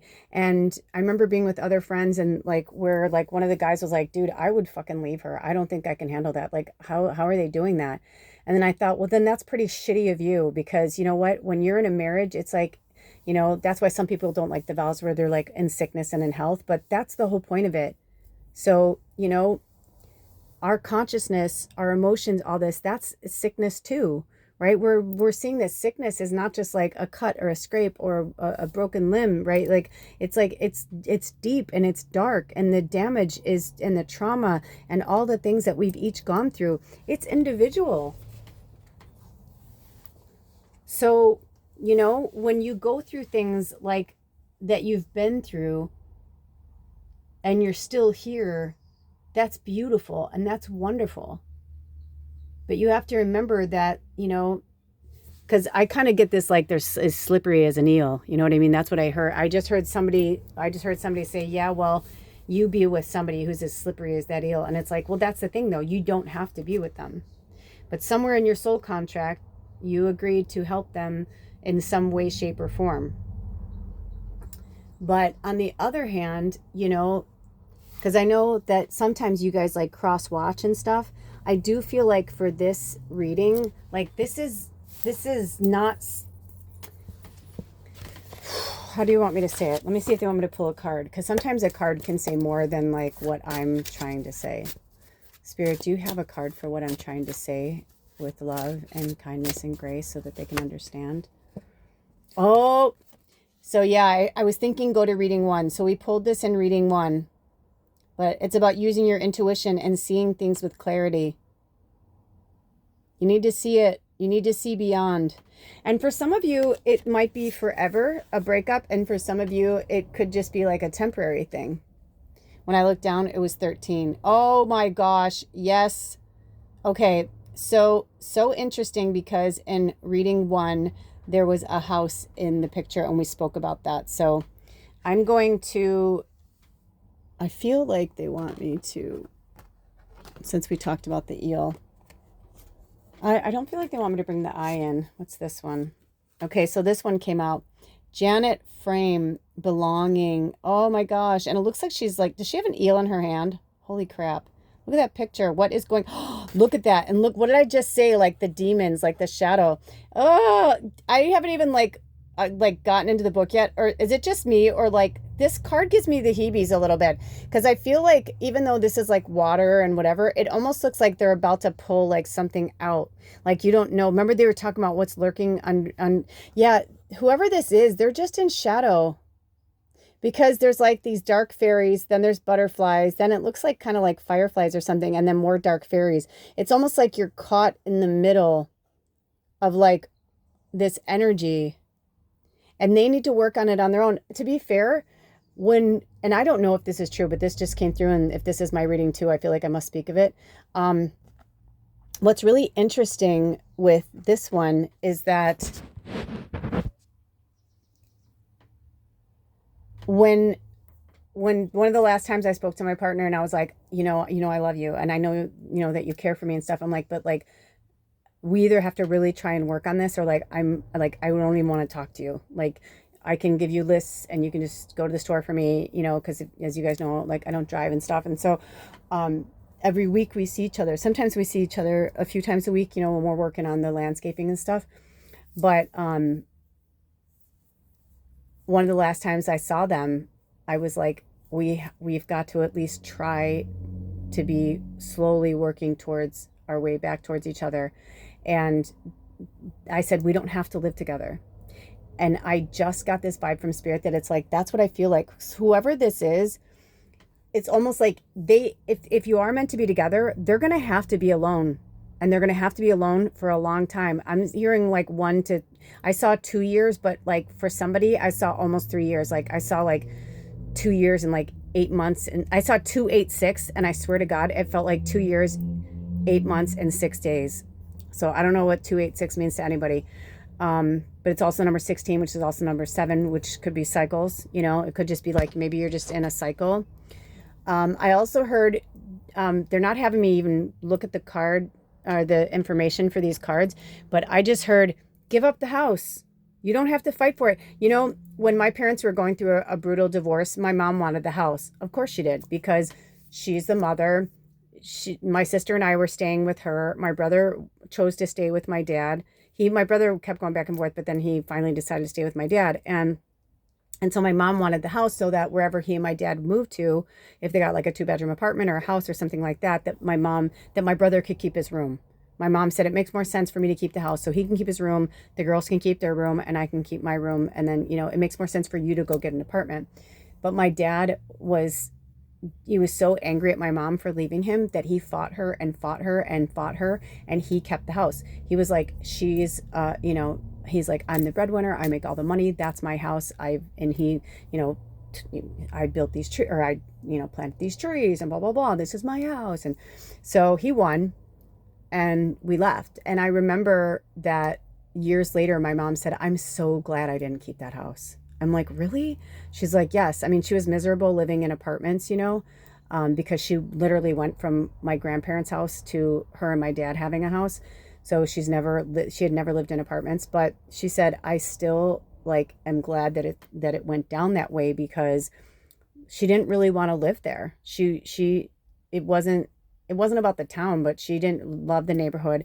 It was so gossipy. Everybody knew each other. My sister married her high school sweetheart. He was our neighbor. My brother and I, both of our best friends, were our neighbors' kids 2 doors down. You know what I mean? It was just too much. Like, I think my mom just wanted to be out of the gossip of it.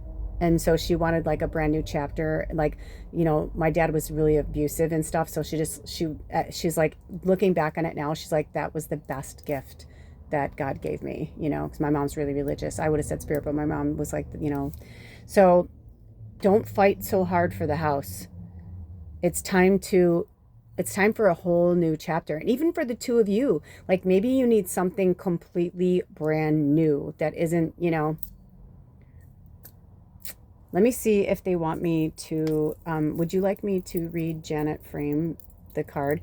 Because look at the word under this, it's belonging. And I feel like for some of you, maybe you did that too. Maybe you went from like your parents' home to like you got married young and like you don't want to leave this person and you're like, I know it's this person. Well, think of that. If you've been with somebody for years and years and years, you're supposed to change. And you either evolve and grow together or you don't. That's why my first marriage is over. I fought for my first marriage so hard because we were best friends. And I was like, I just don't know how we can't work through this. And he was completely convinced that I was not the right person for him. And in the end, he was correct. So, he is now married and happily married, and he wanted a family. He wanted, kids. And I didn't know if that was something I wanted or I didn't want. And we lost a child. You know what I mean? So all these things, but he got to have all the things that he wanted. And I, in turn, was meant to become this. And my partner is a medicine man. I'm a medicine woman. Like we're meant to walk this path together. But while they're going through what they're going through, we can't live together. We can't. And today I said, we ran some errands and stuff. And I said, I would love for you to hang out today, but no pressure if you don't want to. And he's like, no, I don't think so. I'm like, okay, bye. And it's hard. And it's a test for me too, right? Because he's my rock. Like he's my tree, my root. He's even like really tall, right? And so it's like, I'm like, I need him. I'm like, but do I need him or do I just think I need him? You know what I mean? Do I think I need him? I want to belong to a family. A lot of people, they always say the friends are the family we make for ourselves. And I think a lot of times that's what happens. We have these relationships with people, but we're not, realizing, that we kind of become each other, right? It's almost like they don't want to be together. That's kind of interesting. So, our first card was devotion in terms of the witches, right? Mirabai, if I'm saying it correctly. And, so she was devotion and Janet Frame is belonging. And it's interesting. Now that I took these two cards out, this feels better. Let me see if they want me to pull out any more cards. Also, my deck just fell open to one of the cards from reading one, another one. So some of you, maybe you're meant to go watch reading one. And interestingly enough, I feel like maybe some of you, there's a message for you because we literally had in reading one where we spoke about Casper the Friendly Ghost. So that could be for you, okay? Because I instantly was feeling that. So, but let's see what the ghost has to say. Oh, and the ghost is next to the eye and the hedgehog. So you've got three like on the same page. So I definitely feel like there's something there. So the ghost is memories, what haunts you, and unfinished business.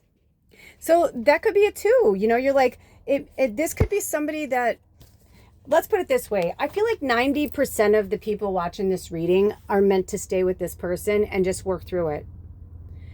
But you may have to take some time apart. You may be apart for some years and find your way back to each other. But I feel like I feel like somebody needs to, get sober, get clean. Somebody needs to, go figure out what's my destiny, mama, right? And you can't be there to hold their hand. They could be sober as a judge, but if they aren't on this path, if you're watching this reading and they're still stuck in the third dimensional energy until they quote unquote wake up, there's nothing you can do about it. But I feel like I feel a lot of hope for you guys. Let's put it that way. And when you listen to that Pink song, I think you'll feel that connection too, that it's something like, love always breaks your heart.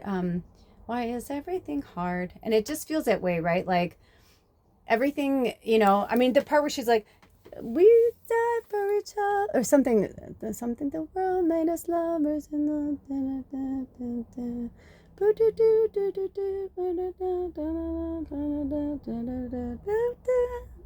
no, we don't even know the words to it anymore, or something. Yeah. It's just heartbreaking. Like that's what I feel, but it doesn't feel like a heartbreak. Like I feel like there's hope. You know what I mean? Like when I hear that song, I feel like she's trying to say that there's still good stuff here. Like Steve said in Sex and the City, it's like there's still some really good stuff here, but you have to decide what you want to keep what should stay and what needs to move on. And whether that's just an energy, whether that's a person, whether, you know what I mean? Like, only you guys will know. Are there any more cards, Spirit? Okay. Do we have any more messages for reading 2 at this time?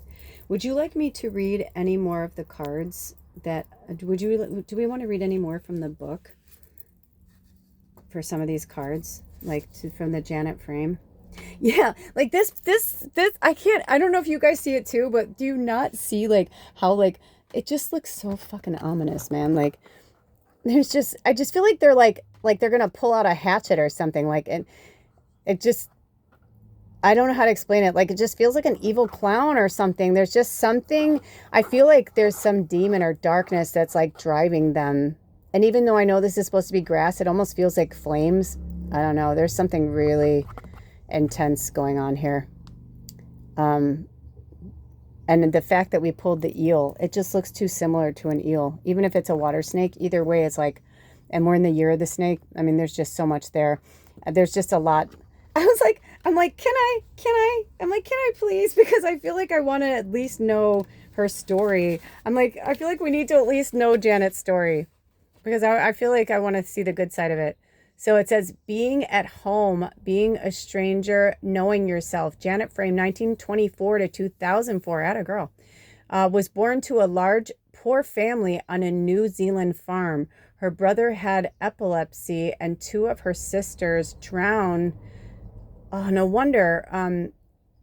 In adolescence, misdiagnosed with schizophrenia, Frame spent most of her 20s in psychiatric wards, receiving 200 electric shock treatments and narrowly escaping a lobotomy. After her release, she pursued a solitary life and wrote autobiographical fiction about hospitalization and the displaced self. Wow. That's what I'm saying. Like, there's some serious fucking shit going on behind this card. And this could be you too. You know, this could be, you know, both of you. What are the odds? And then the eel with the electricity, you know what I mean? And her having the electroshock. I mean, I've got the chills all through my body. You may want to work with her. Maybe you want to read her books too. Like, sometimes when they bring them up, you know, there's a reason for it, since she's more recent in recent times. But that would make sense, because that's what I was feeling, like such a darkness around it. Like, and it wasn't just the obviousness of the shadow fairies. It just felt like she'd really suffered, like she'd really been through some shit. And I feel like that's how you guys are.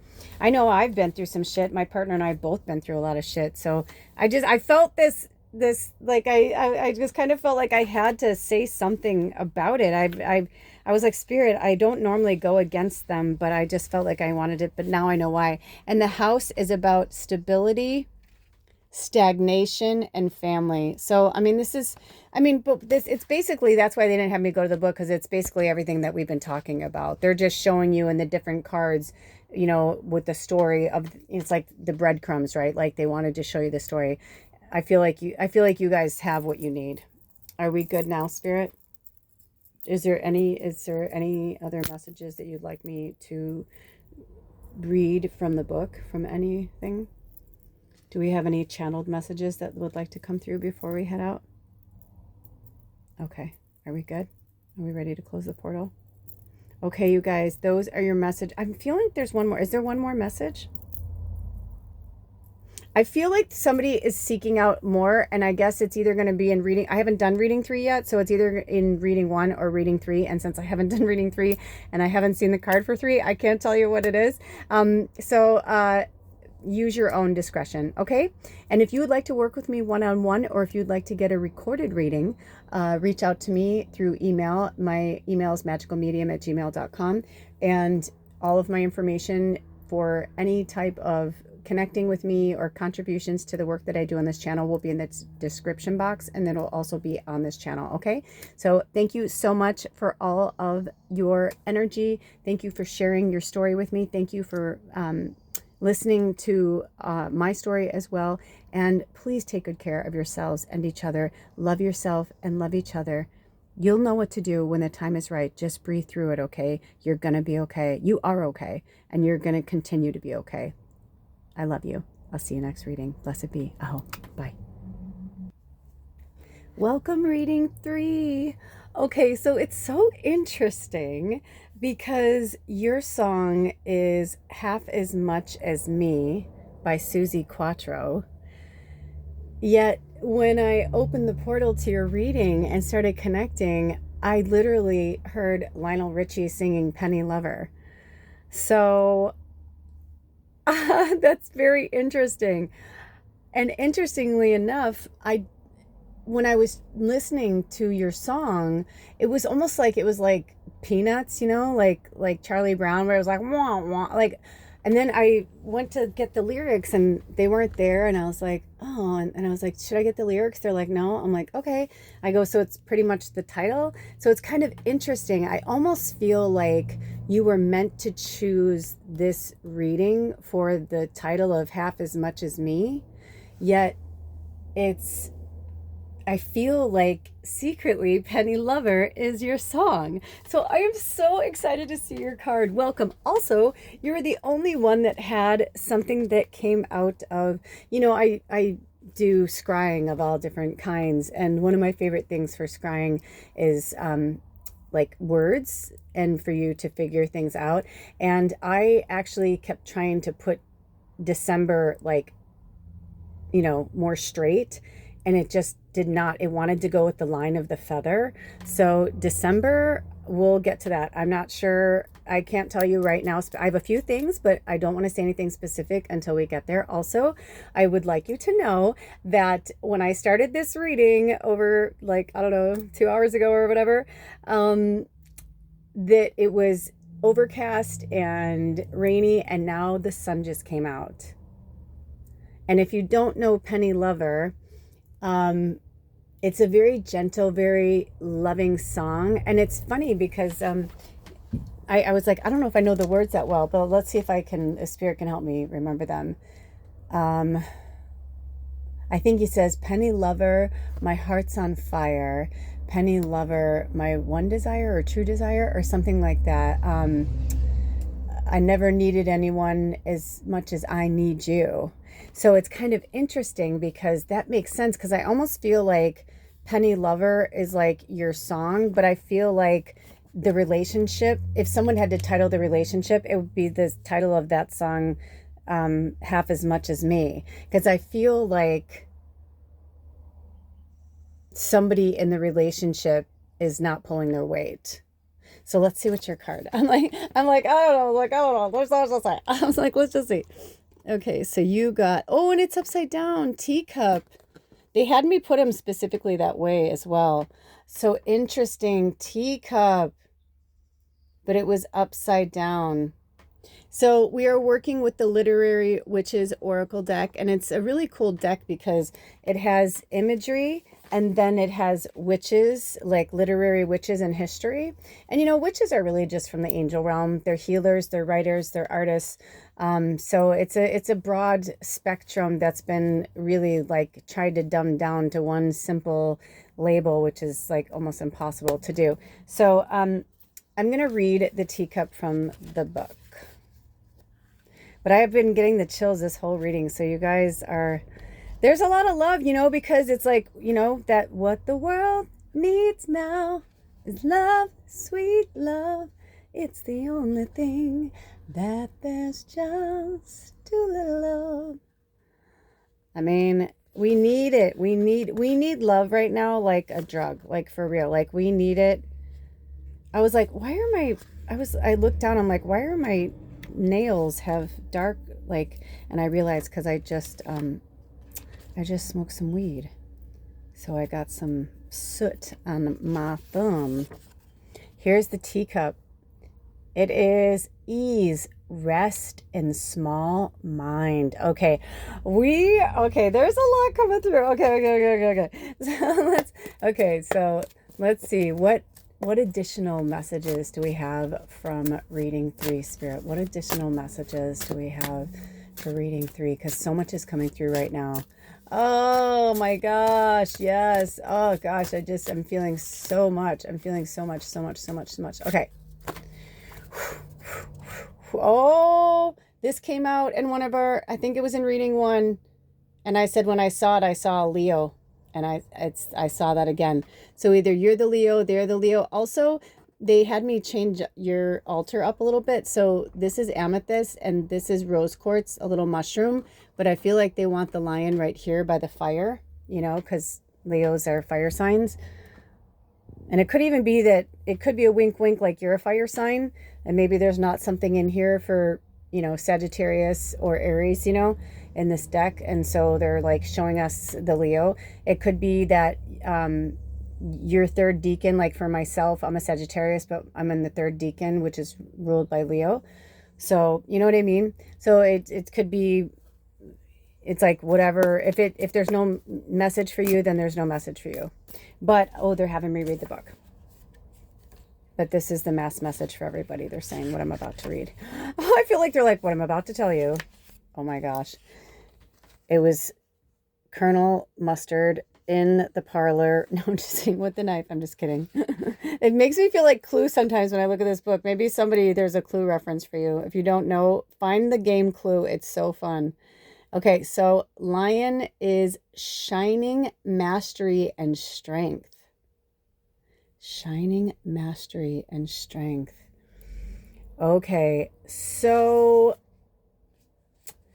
there are some other light workers like us that I follow, and they don't always have me watch their stuff, but here and there they will ping up little messages from their stuff for me, and I automatically am like, cool, thanks, dude.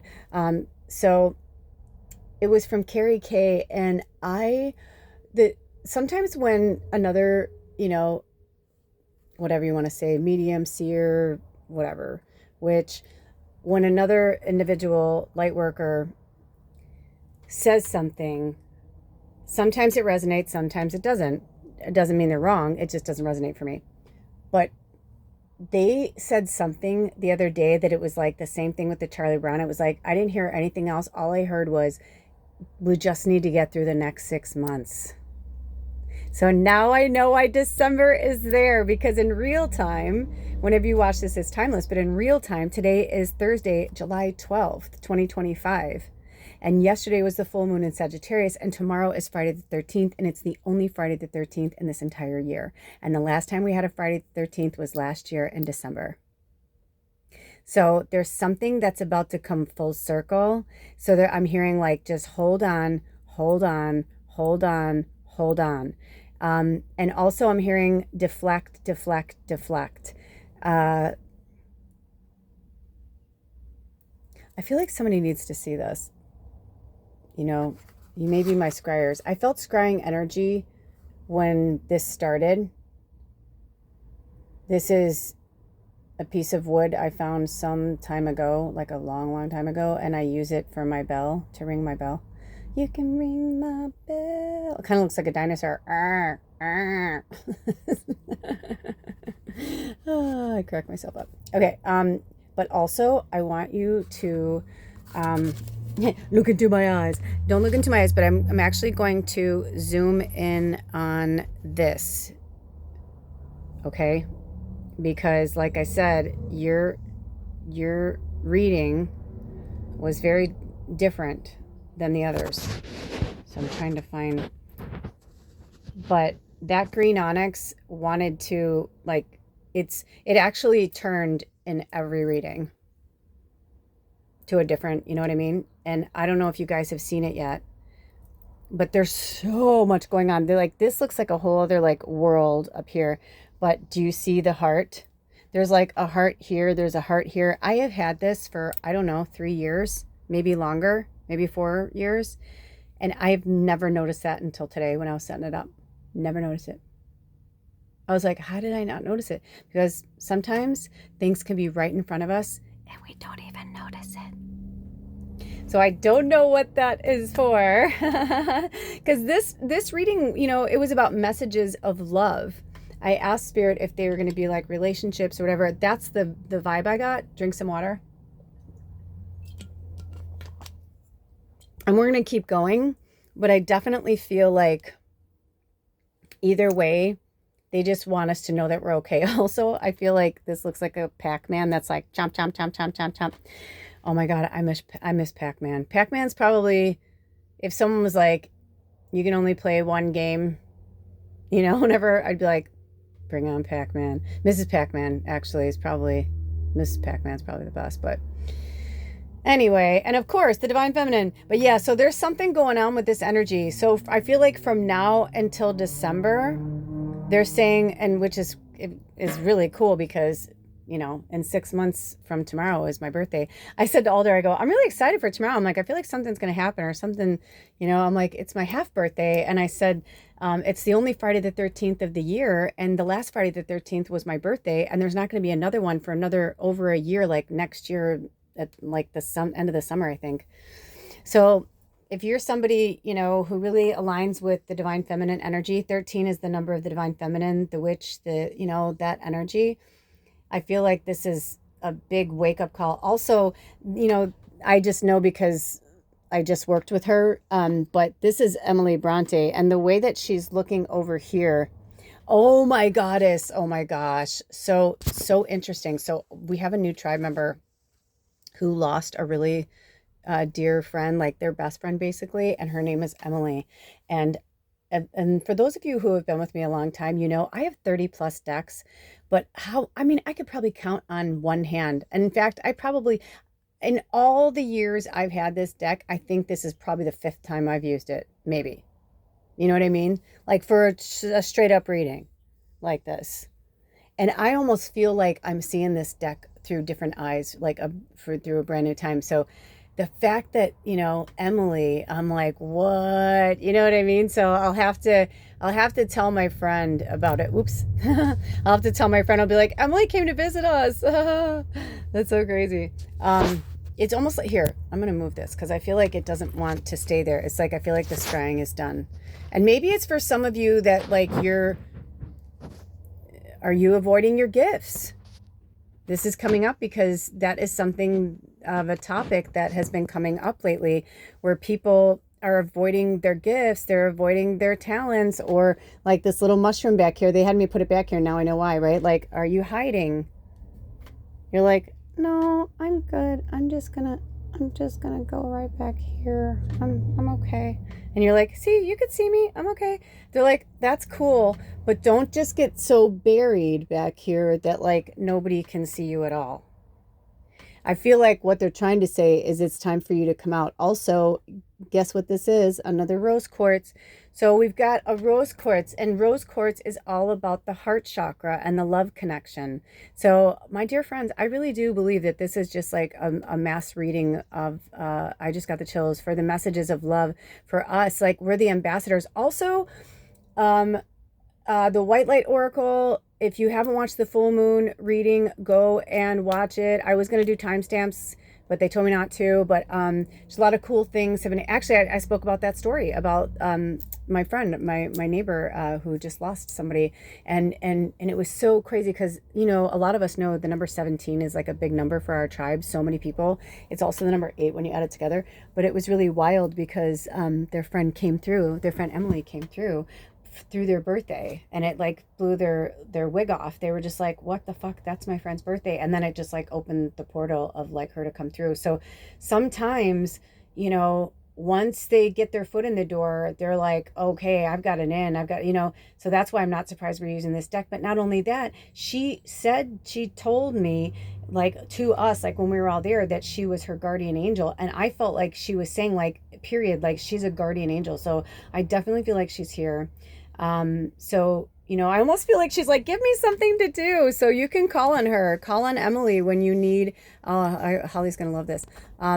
But call on Emily when you're feeling, you know, like you need some guidance. She's been gone now for a few years. And I swear, I feel like she just was like, I mean, of course she has things to do, but I almost feel like even like on the other side, right? And like wherever she is, whatever dimension, world, universe, whatever she's doing, she is a guardian angel. And I feel like literally this was her activation. You know what I mean? So she's literally saying like, call on her. And I can tell you just from working with her, oh, and you could probably feel her energy now. She is just so special and so beautiful and just so giving and so loving and just a really generous heart. And I feel like she's like, thank you, thank goddess. She's like, thank you for giving me, these are my words, but she's like, you know, thank you. I'm paraphrasing. She's basically giving me the energy of thank you for giving me something to do. Basically what I'm getting for her. She's really funny and very clever, very intelligent old soul.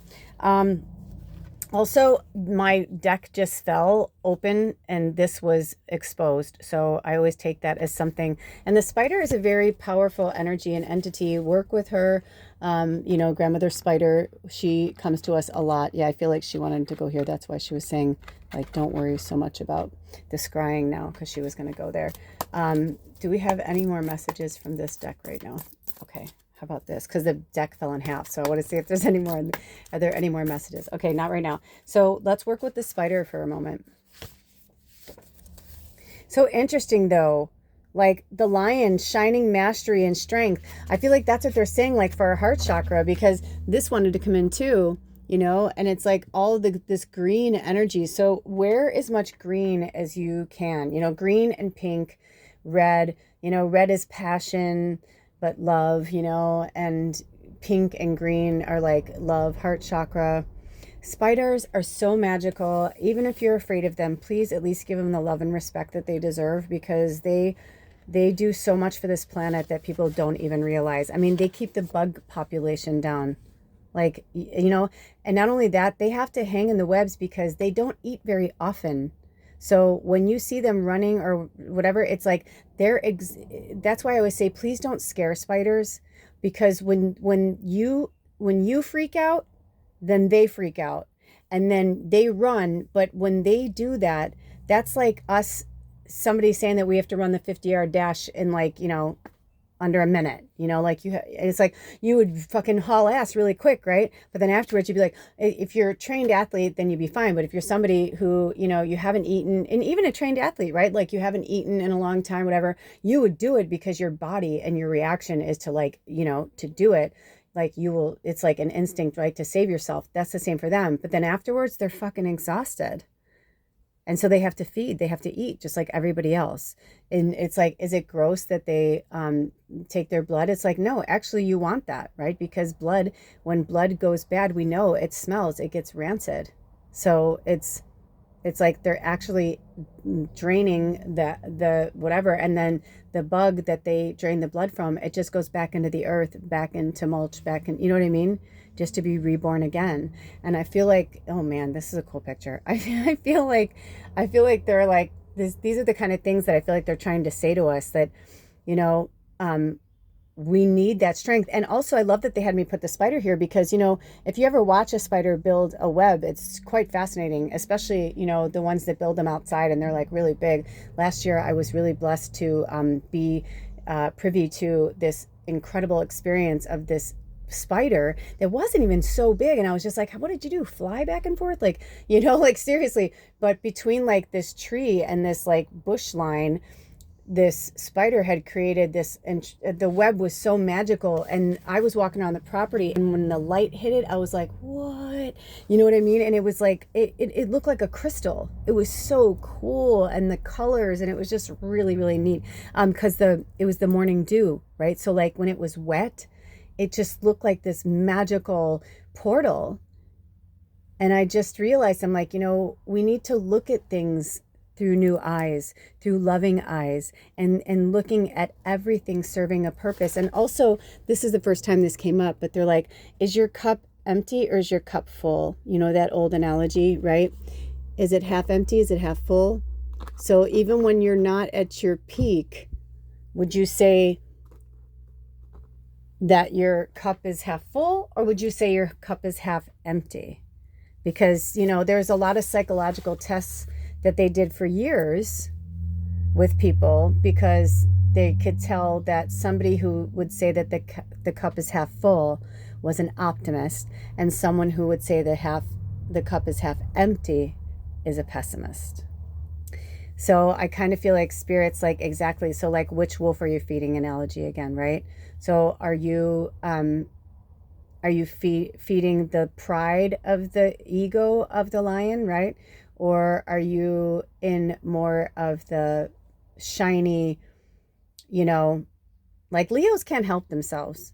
Some people get really annoyed with Leos, and in my personal experience, and myself included, you know, Leos, it's kind of, I'm like, drink some water. And because my third deacon's in Leo, I feel like I've just really been studying more about things in the past years. And you can't really go by someone's sign because you need to know what their moon and their rising and their sun, those make a huge difference. Those things make a massive, massive difference. I know many people that I'm like, dude, I'm not sure. Or I'd be like, or I'd say to somebody, you're, a Capricorn. And they're like, no, I'm not a Capricorn. But yet, like, their moon's in Capricorn. And like, I was connecting with their heart space, right? And our moon is, our heart energy is ruled by the moon energy. So, right, it's like they're really closely connected.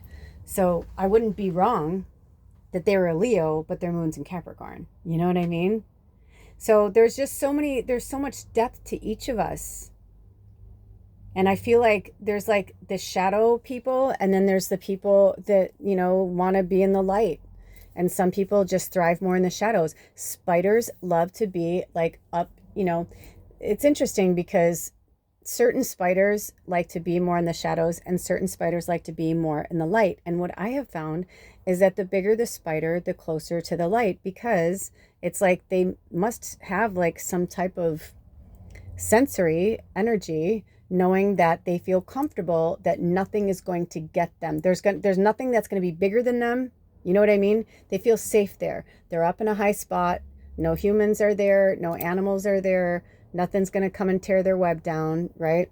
But they have to make sure that they're the bigger spider. So, or at least whatever, you know what I'm saying? Like I'm trying to get into the spider mind and explain, but I think you know where I'm going.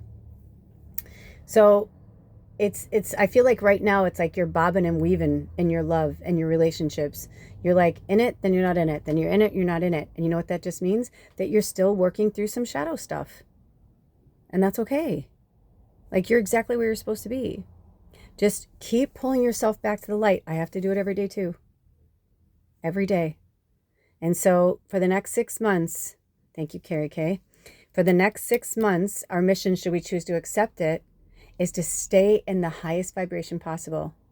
There's protests, that's okay. Instead of getting riled up in the anger of the protest, send it love. Send it love. Call on all of the beautiful, I just heard Krishna, Vishnu. I heard all the, it's interesting. We had some Indian influence in reading too. So,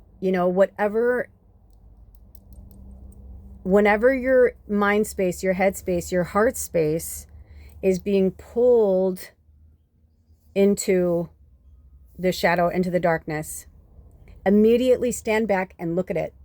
Even if it's yours, even if it's in your relationship with yourself, with others, I still feel like these were more like love relationships, not like, I just don't feel a lot of like family. Even though a lot of these readings that I've been doing have been around families, it's been more about the relationships with the families, not like your love of your mom. You know what I mean? It's more like a spouse, like in your house kind of thing. Does that make sense? And I still feel that here. I feel like if anything, this is about self-love. But you interpret it any way you want to. I just get from spirit, like, I'm just getting this kind of like, please don't make something your story if it's not your story. Okay. So the heart space is where it's at right now. Like that's where we need to be. And the spider says, focus, planning, digesting. So I guess moving forward, and look at it, it's right next to the teacup. And whenever they're on the same page, I want to look up too. Look at that. So we've got the skull and the snail. The skull says transition, reality, grief. Snail, taking your time, the sacred and fragility. Ease, rest, and the small mind. I almost feel like it's a game. Also, my eyes keep going to that rabbit.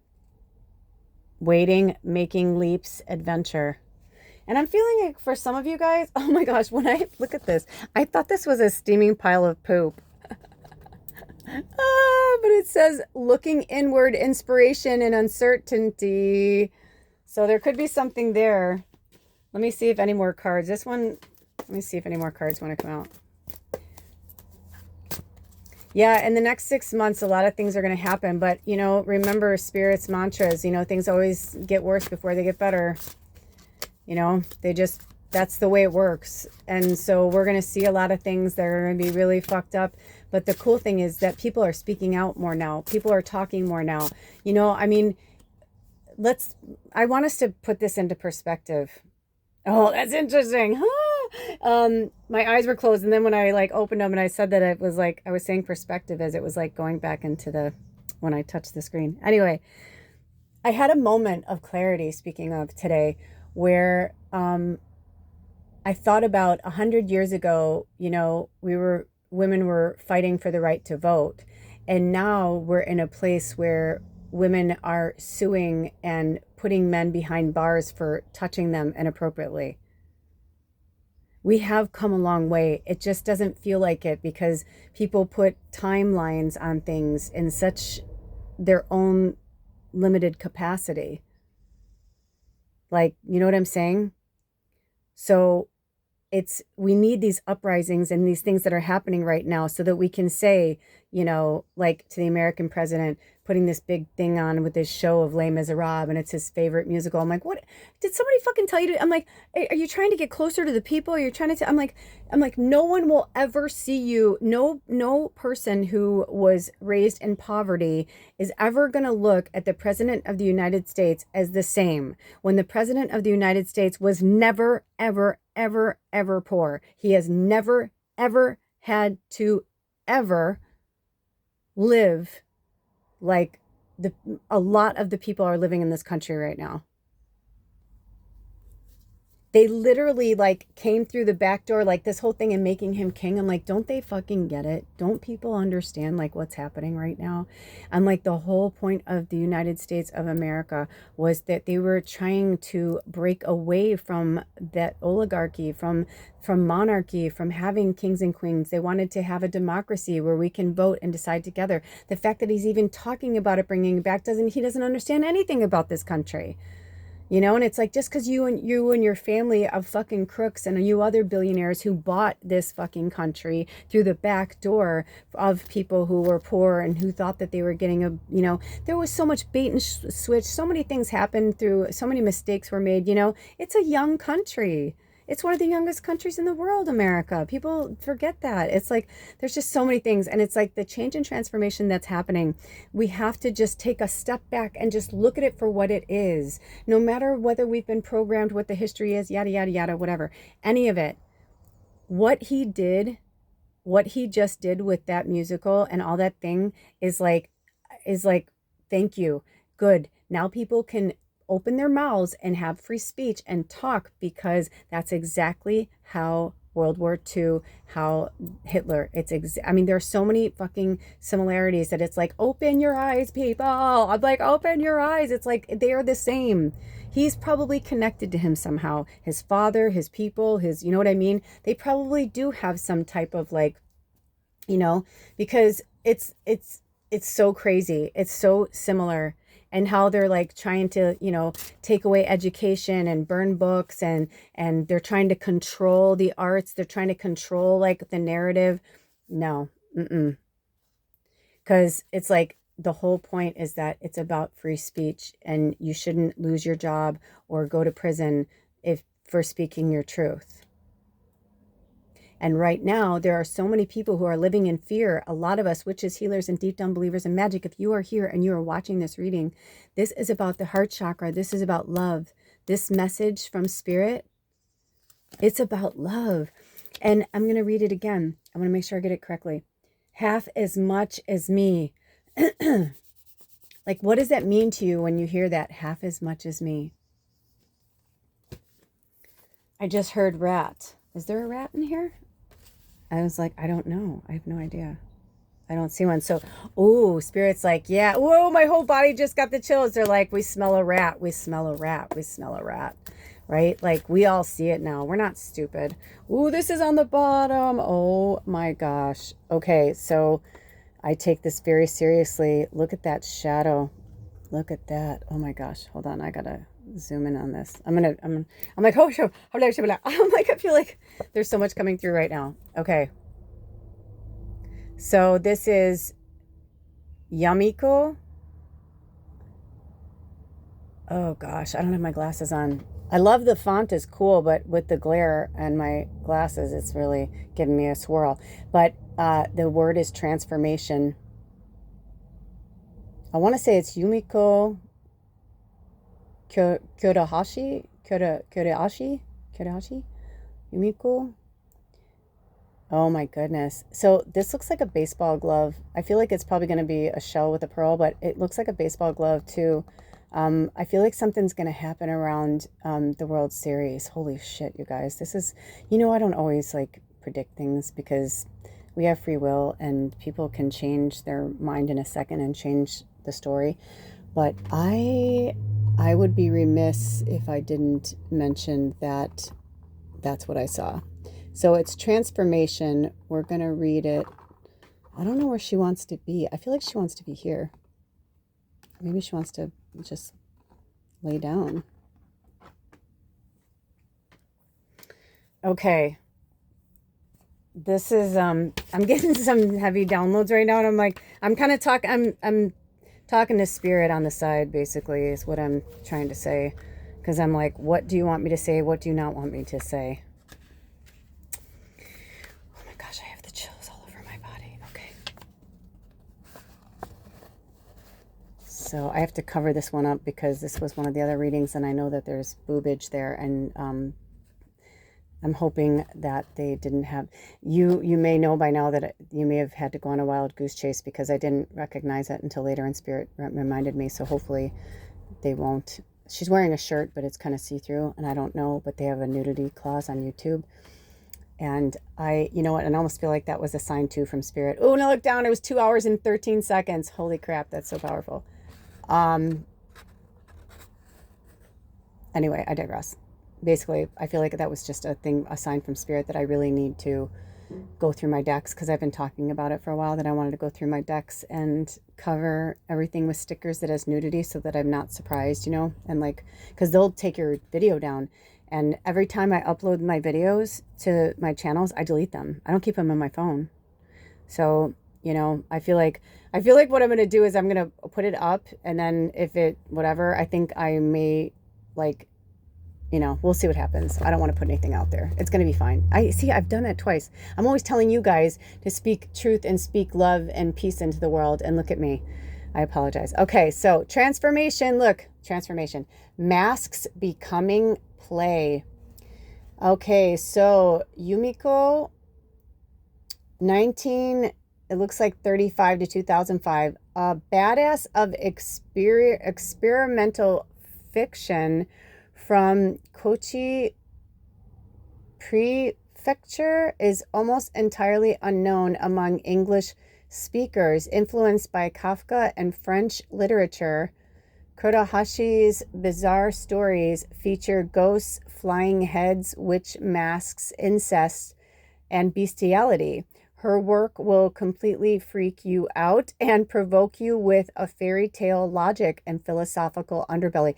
Ooh, I just heard, like, if you're somebody who's wanted to experiment with psychedelics, but you don't want to actually do psychedelics, I heard you can literally, like, it's like reading. Oh, I just got the chills through my whole body.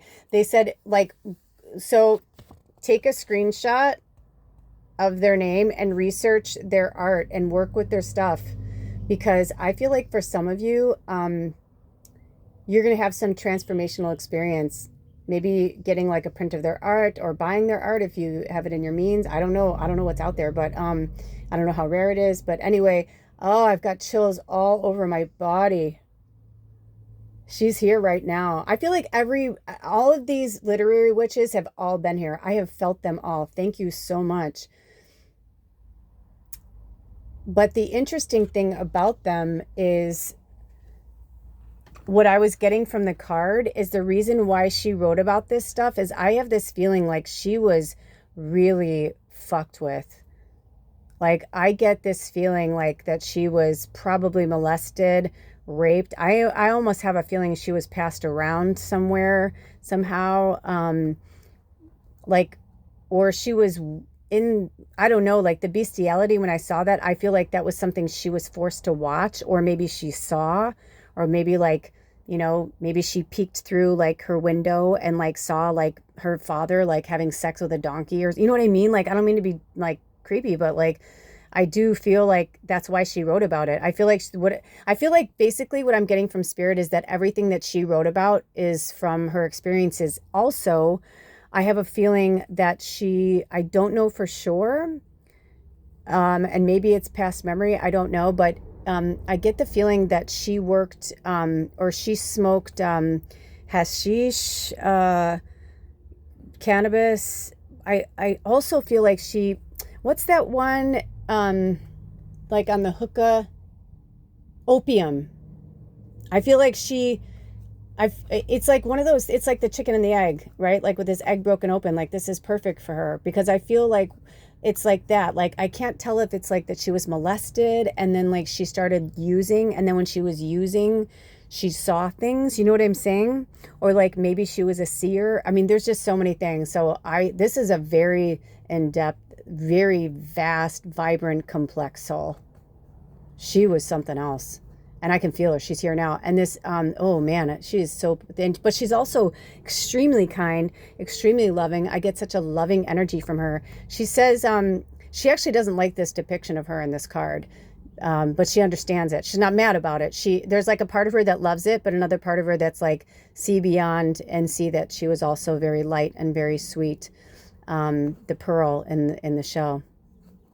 But she's the one that's given me something's going to happen with America around the World Series. I don't know what, but let's just send it good energy. And the apple, I feel like,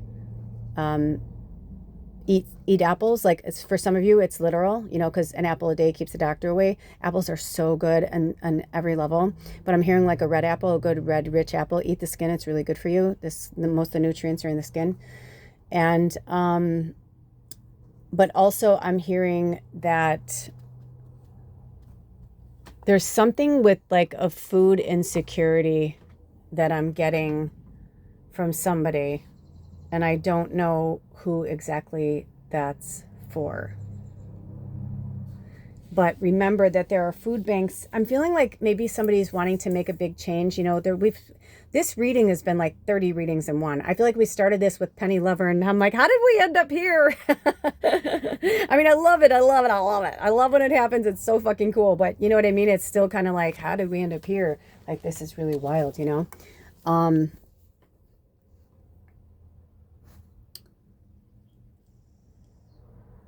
Also, okay, I feel like Spirit's trying to tell me something right now. Oh, the full moon reading in Sagittarius. I'm going to put a link in the description box if I haven't mentioned it. I don't remember which reading I spoke about it, but there's so many pearls in there, you guys. There's a lot of pearls in there. But one of the mantras that they gave us was, I release and let go of any outcomes. And that is going to be our mantra for the next 6 months. I release and let go of any outcomes. I release and let go of any outcomes. You have to remember, this is a collective experience. This was written. We have collectively like pulled this together. We need to keep the strength of the lion. And they're trying to show us too that when the Lionsgate portal comes through, a lot of shit's going to change. I'm just hearing like, just hold on, because you know, the first half of the year is like when we're planting the seeds and when things are happening, right? But then it's like, then we go into like the fall of harvest. And when we get to harvest time, I think a lot of fucking shit's going to get real. So, and you reap what you sow. Remember, they're not like, you know what I mean? Like this shadow and all the stuff that's happening, like that we can't understand right now, or some of us we understand, but it's still hard to go through it. They're like, do you think that they're gonna get away with it? Like, they're kind of like, they're almost like laughing, like, ha ha ha, like, do you really think they're not gonna get away with it? They're not. They have for thousands of years. That's why their fucking egos are so tight. I said in one of the other readings, I was like, man, I was really disappointed. And I was like, I thought Elon Musk had some balls. I was like, good for you. And then when he retracted, I was like, oh man. I was like, dude, don't fucking retract that shit, you know? It's like, I get it. Like sometimes when you're mad, you just like put it all out there, you know? I don't know who got to him, talked to him, whatever. But either way, it's kind of like, it's just like, do you not see the childish behavior, right? Children, bullies, like they follow each other. If you ever notice the people that follow the bullies, they're usually the weaker. And you know why they follow the bullies? Because they'd rather follow with the herd than get fucking like eaten, right? Like they'd rather follow with that because they're just like, I don't want to get beat up. I don't want to get killed. I don't want blah, blah, blah. So they follow the bad guy. But for a lot of history and a lot of years, the bad guy was, you know, why do you think we have stories and movies and why we have books where we have the heroine and, you know, whatever? Why do you think Hitler wanted to burn all of these things, all these beautiful things of art and books and tales and poems of love? Because people were feeling good. People didn't want any more war. They didn't get what they wanted in World War One. They didn't get what they wanted in the, you know, in the Revolutionary War, you know, in America. Like they didn't, it's like they didn't win. So they're going to just keep going until they fucking have they want all the toys. They want all the money. They want all the control, but they're not going to. It's done.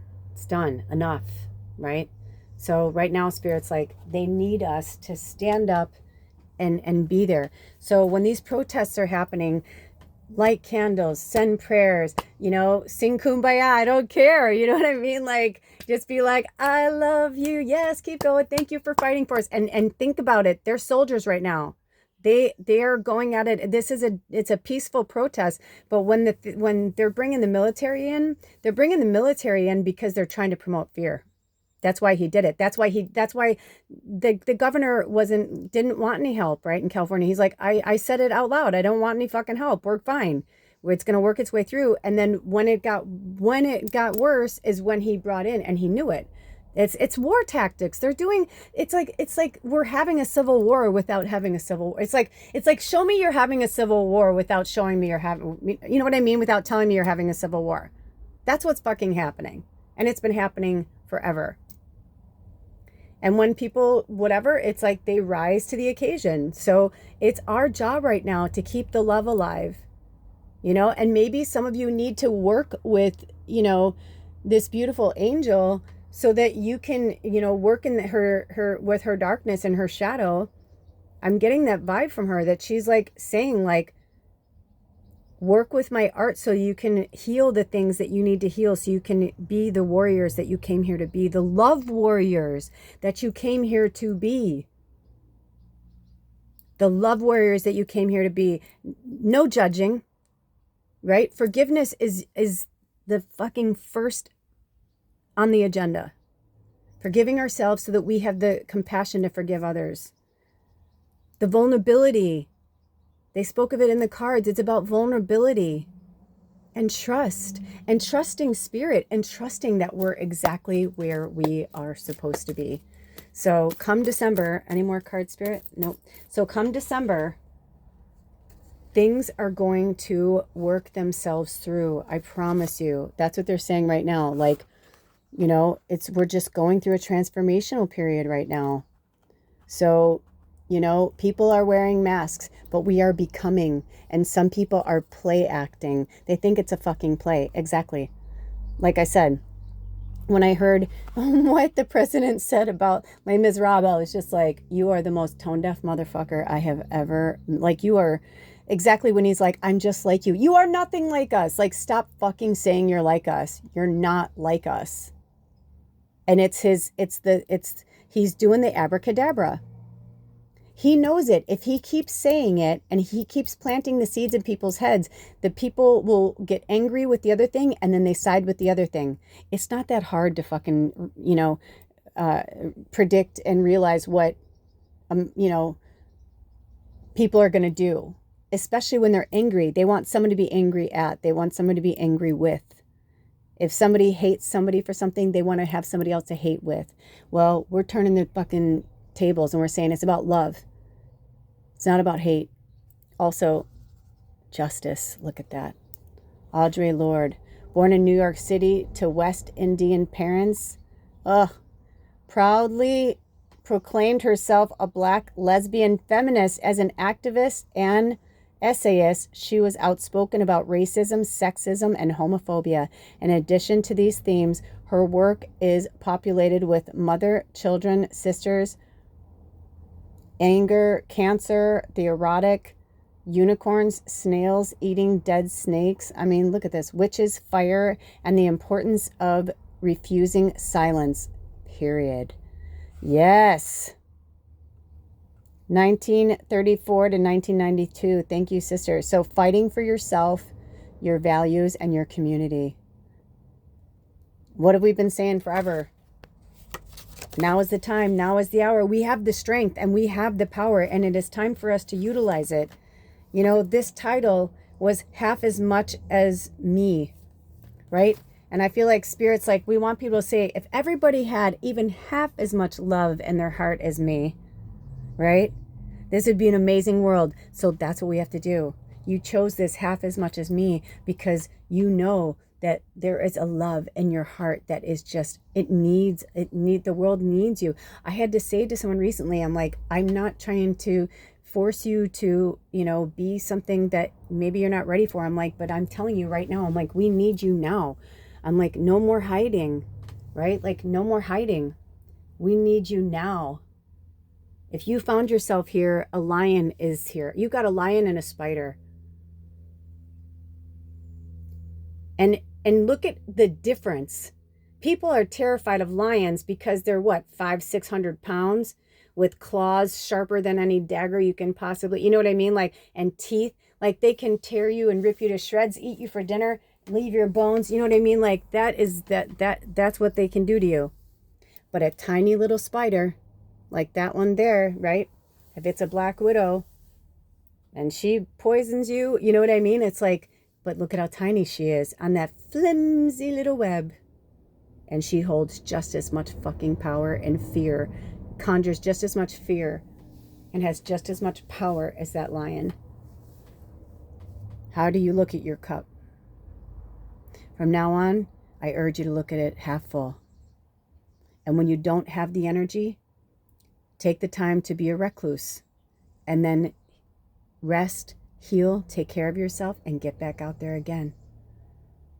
But come December of 2025, we're going to have another conversation. I bet it'll come back around to this somehow. These readings, because this reading in particular, so that we can see how much is going to change. I feel like Spirit's like, keep your eye on the prize in the light and do it from a place of honesty from your heart chakra, right? From a place of honesty, not disruption. From a calm place, a meditative place, a place of love. And when you're in your darkest moments, even when you're angry, I am love. I am love. I am love. In the full moon reading, we had some really great mantras. I'll bring them up because I want to wrap this up now. But the mantras were, I am beauty. I am grace. I am love. Okay? Okay, Spirit, do we have any more messages for reading 3 before we close the portal? Nope. All right, you guys, thank you so much for being here today. I love you so much. And if you would like to work with me in any capacity or receive a recorded reading, you can reach out to me through my email, magicalmedium@gmail.com. All of my information is on this channel, and it's also in the description box. So if you would like to contribute in any way to all the work that I do on this channel, I would be in much gratitude. And remember that prayers are free, but it's a good exchange of energy. Anyway, until next time, take good care of yourselves and each other. I love you. I'll see you next time. Blessed be. Oh.